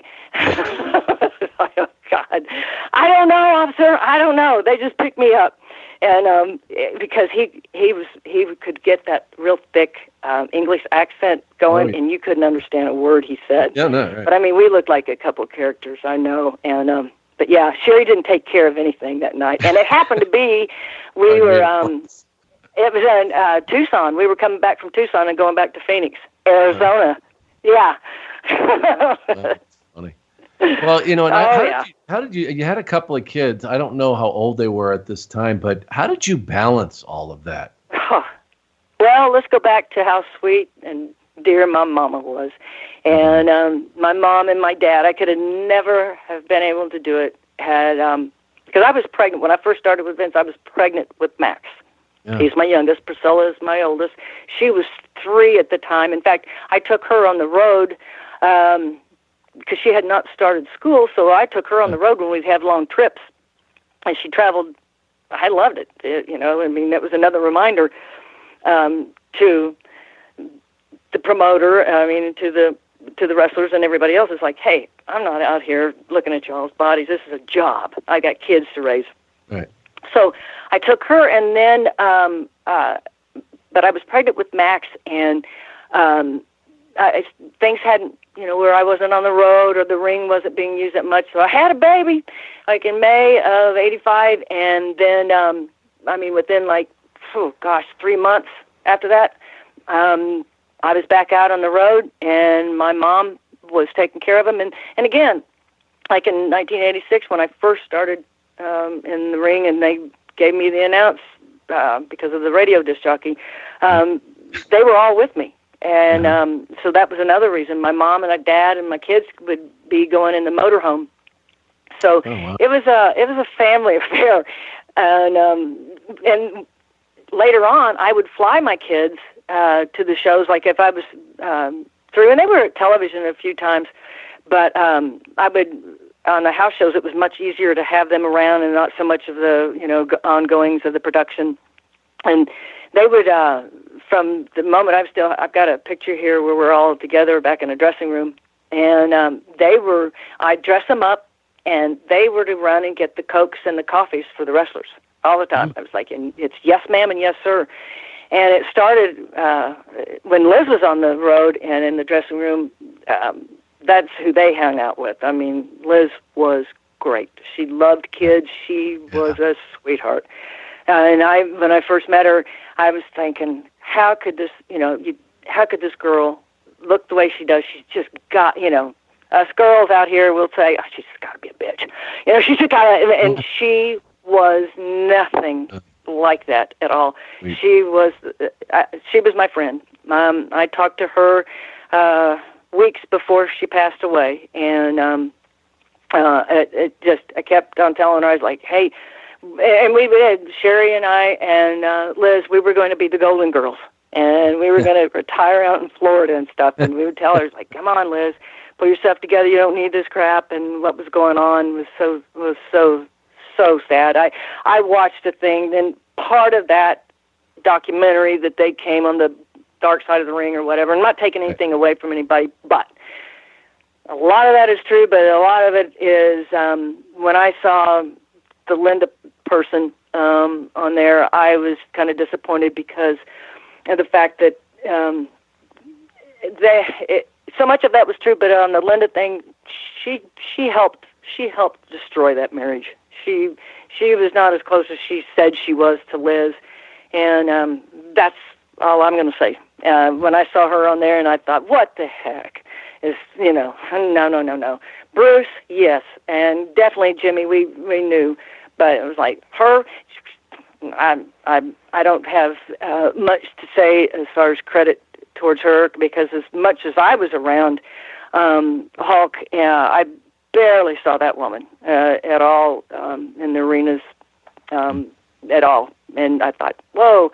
But I know that when that happened, so much of that brought back so many memories, because I know how, it's true. You know that as soon as they were promoting the wedding, that was the farthest thing, as we all knew, background that was happening. In fact, I was approached to, I was supposed to take Liz on the road. Randy trusted me, and beyond, and Lanny will tell you that. I mean, Randy would, it would be Randy and I a lot of times, because, again, we're second generation kids, from our dads being in the business and knowing each other, just like Brett, just like the Harts. I mean, there was that connection, and the Von Erichs, because and Ted, because we were the descendants of of our forefathers, and I just can remember him saying, this is what they've got, and I'm going to be doing this, and with I'm putting Liz out of the deal, but I want her on the road, and I want her taken care of, and I being going to be everywhere she was, and Vince loved it, and somewhere it fell apart, and Liz went home, and because Liz, I said, Randy trusted me. He talked. He knew. Again, because he'd always say, he goes, you know the business, and I did. I know that we were of the era where a handshake is as good as your word, and I worked that way. I did not have a contract with Vince McMahon until the last 2 years, and because everything he said he would do, he did, and then it got to be where the college kids, and it just, like I said, it further and further away that I got away from Vince, and other people were doing his talking for him, and then the contract came in, and that was a change too. But so much was changing during that time, and I remember how unhappy Randy was, and when he didn't know where she was, and it was painful, because I know by talking to Liz, and when she was around my kids, that she'd say, God, she wanted kids, but she would say, and this is the truth, Randy's too jealous. He's too jealous for me to have a kid. And I thought, my God. And we would talk about it. She goes, God, I love your position. And I said, are you kidding me? And I did. I envied her. And I are you kidding me? I would love to have a man that waits on me and carries my bags. All I have to do is show up and be gorgeous and wear these gorgeous dresses. And she said, oh, Mike, you don't know. And we didn't. And she thought she would love to have my position. I go, no, you wouldn't, because you're lonesome. You carry your own bags. You do this. And, but she was, I get it. She was not able to walk out that room like I was, and able to talk to the guys without, him being so jealous. So, yeah, so sad. I mean, for both of those people. And tragic. I know that, and I could elaborate on it, because every time that I talk to Lanny, it's like a part of Randy's there. It's something. He was that intense, and a good guy. Yeah, I mean, he had right to be skeptical. As you hear the Jake the Snake story about the snake, about when they did I think it was the Cobra. Oh, I was Cobra, there. yeah. That was our show. That was when I was announcing. I can remember that, and they have since cut it out. But that snake was so mad. And when he slapped him, but Jake had that kind of, and does have that kind of humor. It's on the verge of sick, but I love it. It's just but Randy was intense, and he wanted to know about the snake, and that was true. He was like, if it's not poisonous, then let it bite you. Well, okay, but the Snake Man was just as crazy. I don't know if you remember him. Oh yeah. Oh no, I remember that guy. God. He had all the scars on his arms. Yeah. When that was going on, and that snake would not let go of the rope, that guy was in the back going, "Oh, isn't he great?" I thought, "Oh my God, this guy's nuts." Or I'll tell you another story that's true. Going to the snake, and it wasn't the Cobra, but it was one that who knows had been sitting around long. Who knows what Jake had done with it? He comes out there, ding, ding, ding, and Jake comes out, throws the bag. And, of course, he's got it open to where the snake slithers out. That snake was so sick. As he rolled that snake out, it threw up all over the ring. Oh, yeah. Yeah, I made a quick exit, but Jake never even got into the ring. Then here comes our trusted ring boys with a bunch of brooms, and they're cleaning that thing. What do you do? What do you do? Well, you get on that mic and you make something up, and I'm sorry, ladies and gentlemen, but the snake seems to be having brief trouble. timeout. yeah, but you got to talk to them, because they're just, you got to, and you got to start the match somehow. Anyway, they did. They got the throw up out of the way, and it lasted probably about 2 minutes, that job, that little match. But yeah, stuff like that you don't know. Or that he would love to do that is let the snake have exercises. Do you ever remember that? And he would let that thing go in the back in the dressing room, and it would be crawling. You'd never know. Yeah. Oh, yeah, he'd clear the place out. The boys would just run. When did another side of his humor? Yes, just another little laugh from Jake. Just another day. Yeah. At what point now? I mean, in '94, did it just get to the point where it was getting to be too much? And as you mentioned, they wanted you to move to Connecticut. What was going on when you said, it's time to go? Well, it began really because there was the steroid stigma going around, and Vince was really spending a lot of money on that to defend that. We had Geraldo and his TV crew at one of our TV shows down there at I can't even think of it, but it was right down from New Orleans, and we'd done New Orleans and then did this show.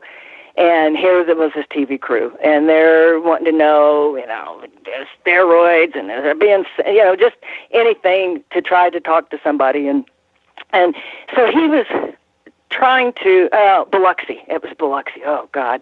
And so we were running from that. Vince was going through, some money times. You had Ted Turner coming. Yeah, it was a tough time. So everybody that had been enjoying that, he flew me out of Tulsa, Oklahoma, for God's sake, and put me on the road. Well, that's where they were looking, And again, I said that 2 years before, like '92, the more distant it got from Vince, and then you had the CPAs and everybody else in between that was trying to cut expenses. Right. And one of them was, hey, let me get you back up here, and I want you in the studio because I can't fly you back and forth anymore. Mm-hmm. So that kind of made my, the decision. Came home, my mom just no way. She couldn't make the move.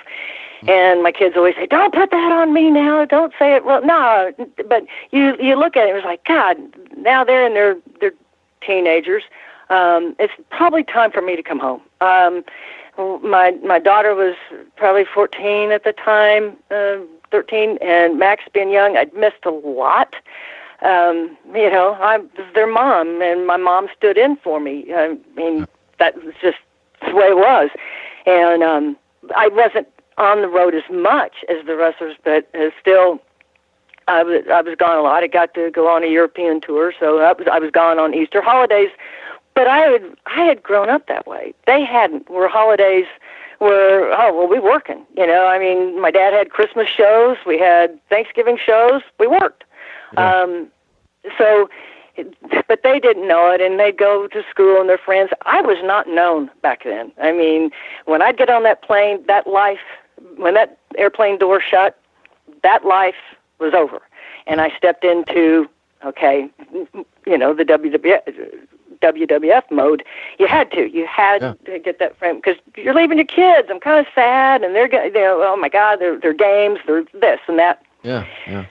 Then I would come back home, and I'd be getting off of this wild and crazy ride, and where you have just, I mean, you can't believe the pressure, and there's not ever an answer no. You just get it done. Well, you get home, and they're kind of like, hey, I'm Sergeant Major, like, right in this house cleaned up, come on, right, yeah. Just because I'm gone. So that was hard, but I was not known, and the kids would say to me, they go, Mom, why can't you just get an office that has windows? Can't you just be normal? Man, I was like, I've never been normal. I didn't know what normal was, and it was time then that I thought, this is what my dad was talking about. Even though Vince had said it, Terry Garvin had said it, he was like, you're going to be with this company forever. And I go, oh yeah, when I'm old and broken and I can't get down to the ring. And they go, hey, that's when we'll put you in a lift and we'll just send you down on the ring. Sure. So you don't. I know how easily you can be replaced because of my dad's promotion. I can remember if somebody didn't do right, or you were penciled in and you were erased out, and you could be replaced at any time. So that also told me is that maybe this is my time, and diversify. I loved the television end of it, and but I couldn't put the two together. So I applied at TCI Cable here in the production part of it, and 2 months before I was ready to go, then they called, and they were hesitant about hiring me because they couldn't afford what I'd been paid by Vince, and I knew better. I knew that, and I said, hey, I know it's hard for me to swallow, but this is my second life. I'm coming. I gotta do a real life here. And so that's how that happened. I took computer courses. I didn't know anything. Computers were coming along, but I mean, it was really fast. I had my real estate license, which I've had since 1983. That was the other thing that I always fell back on. I could always do something with it. I never let it lapse because I didn't want to take the test over again. Yeah, so it's just. So I always found time to always take my classes and keep that just like in the back of your head that your dad keeps on saying, something to fall back on. Okay. Because my degree in broadcasting, who knows, you can have that degree and where does it take you? To some, It doesn't matter. They just want to know, that you graduated. But anyway, so I started at TCI in the production part and then went into the traffic. And that's kind of that is the transition I made because I love the production part of where you take something and and then it goes out on the air. You're making it, and I love the development of it. So that was the hardest part. Was always going back, and when they'd come to Tulsa, and it was hard not to see another announcer because they didn't, he was good about that. He didn't hire another female ring announcer for a while, and but to see my family. But then it was also too a time where, Sean, they were splitting up. I mean, Randy was leaving, Hawk had left. They were going down to Turner, and it was not the same. It was not. And my God, the tests that they were having, they were so they were growing so big and so fast that the corporate end was eating them up, and they had to be so very careful. And I see it now has fully developed that way. But you were taking the old boys school and putting corporate in it. They didn't. That wasn't something that they were going to adhere to real quick. In the office, sure, but not out there on the road. But it has since changed, I understand and have seen. But yeah, that was the hardest part is seeing them and then losing them. The other thing is like, oh my God, how did that? How, why? We partied, we did all this, but now we're dying. And then for Owen, that hit hard. I had talked to Owen not 2 weeks before. I was working and they were coming to Tulsa and he'd called and I said, well, how's it going? What's going on? And for the first time ever that I ever knew, they had canceled the show because everybody was getting hurt. Ken Shamrock was believing that wrestling was real and was hurting everybody, including Undertaker and then Owen. And Owen was telling me about this. He said, God, these kids, they'll do anything. And he goes, I'm real hesitant. But he said, Mike, he goes, Vince. He said, and that we know Vince. If you don't do it, he's going to find somebody else that does it, and then you're out. And I know exactly what he was talking about. And, it just and then the drugs, and losing them over that, and then to see it go that way, it just, that was the other thing of where Sherri had told me when she was alive, and they started these shows, and my first one was in Indianapolis, and she said, I want you to come on. She goes, I think, you come in here and sign autographs, they'll remember you. This was 2004. So I'd been out of it 10 years, and so I went down there, and she goes, bring your tux, do all that, and she goes, or else bring a dress. And I said, well, yeah, because I want to kind of transition, that when I was wearing the tux, I was WWF. Now I'm, Liz or something, I thought. I don't know. But they were disappointed because it didn't have the tux. But Sherri was talking about how the business had changed, and and I saw her. I was thinking, my God, how did this happen in just 10 years? But it did. We started losing them, and I'd see her and how much pain she was in. And I saw her one more time before she died, and and it's the same guy that I met, and he was not a nice guy. I mean, he was just this little bitty guy, and me and Brutus and Duggan went down there. We were all in the show together, and we went down to a room. Come on, let's go get Sherri. Now we're going to have a party. And this guy was in there, and he answered the door, and he was like, Sherri's busy, and we're like, he's going to sit there. He's probably about 5'5", and he's going to tell these big two guys that she's busy.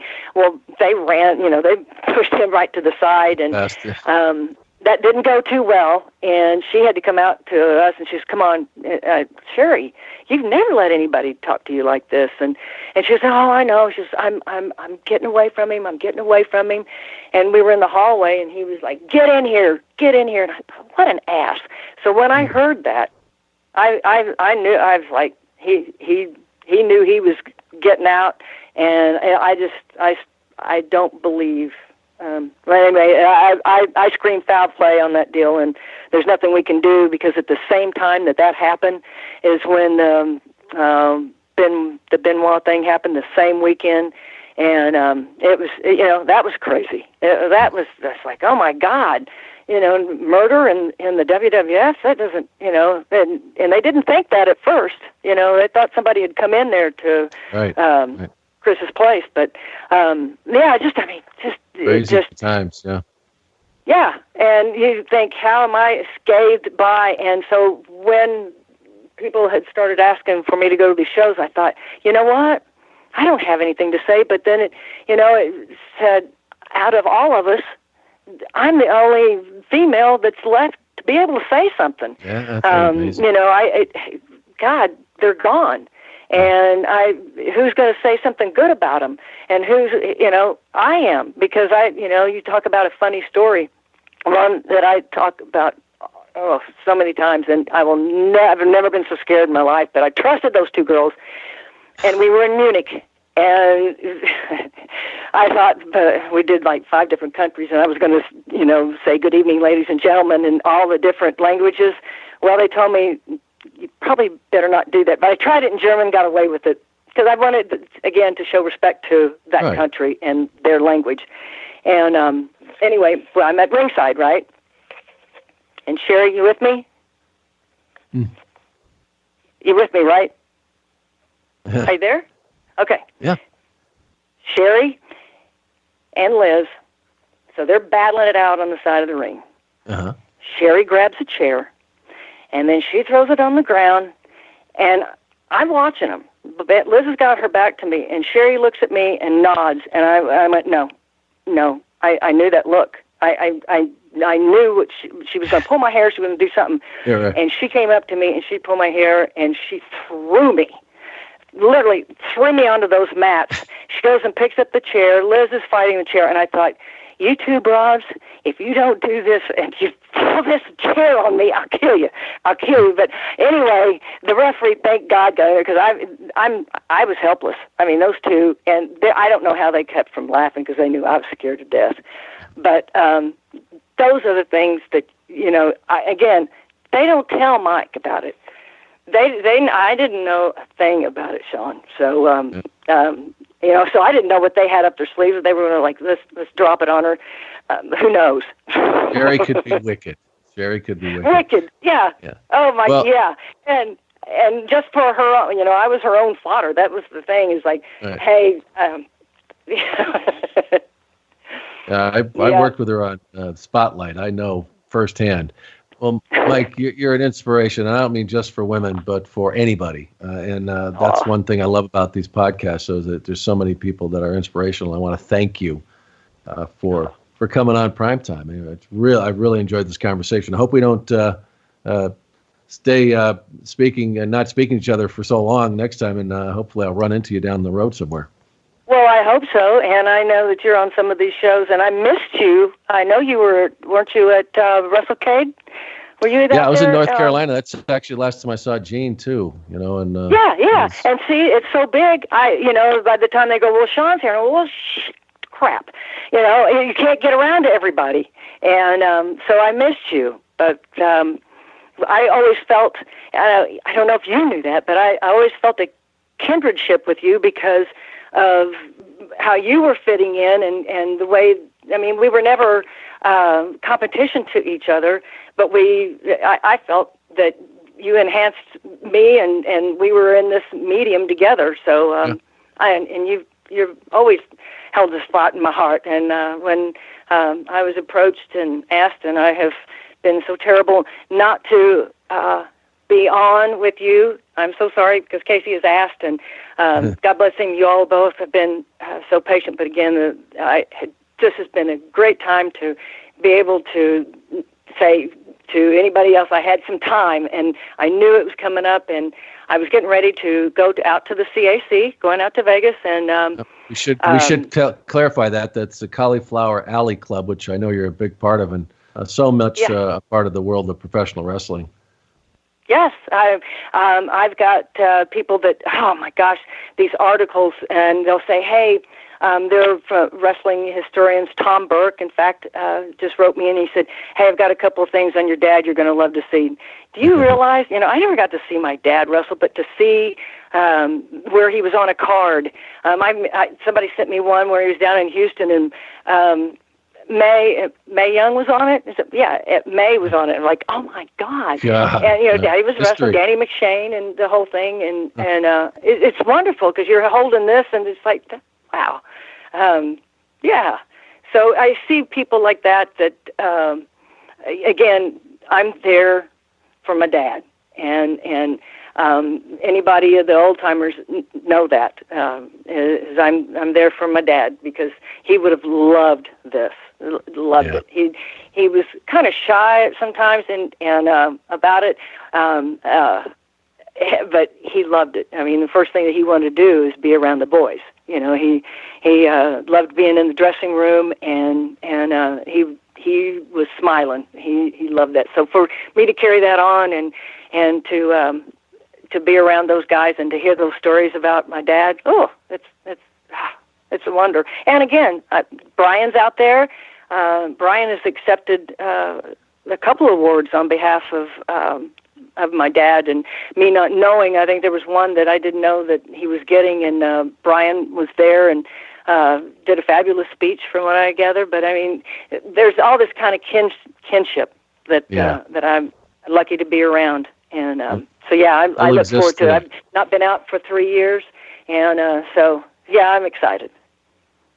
All right, Mike. Well, thanks again. And I love you guys. And Sean, I love you dearly. Thank you so much, Casey, both of you. And I hope I get to do this again with you guys. And thank you so much. Thank you so much. I love you. God bless you, Sean. Okay?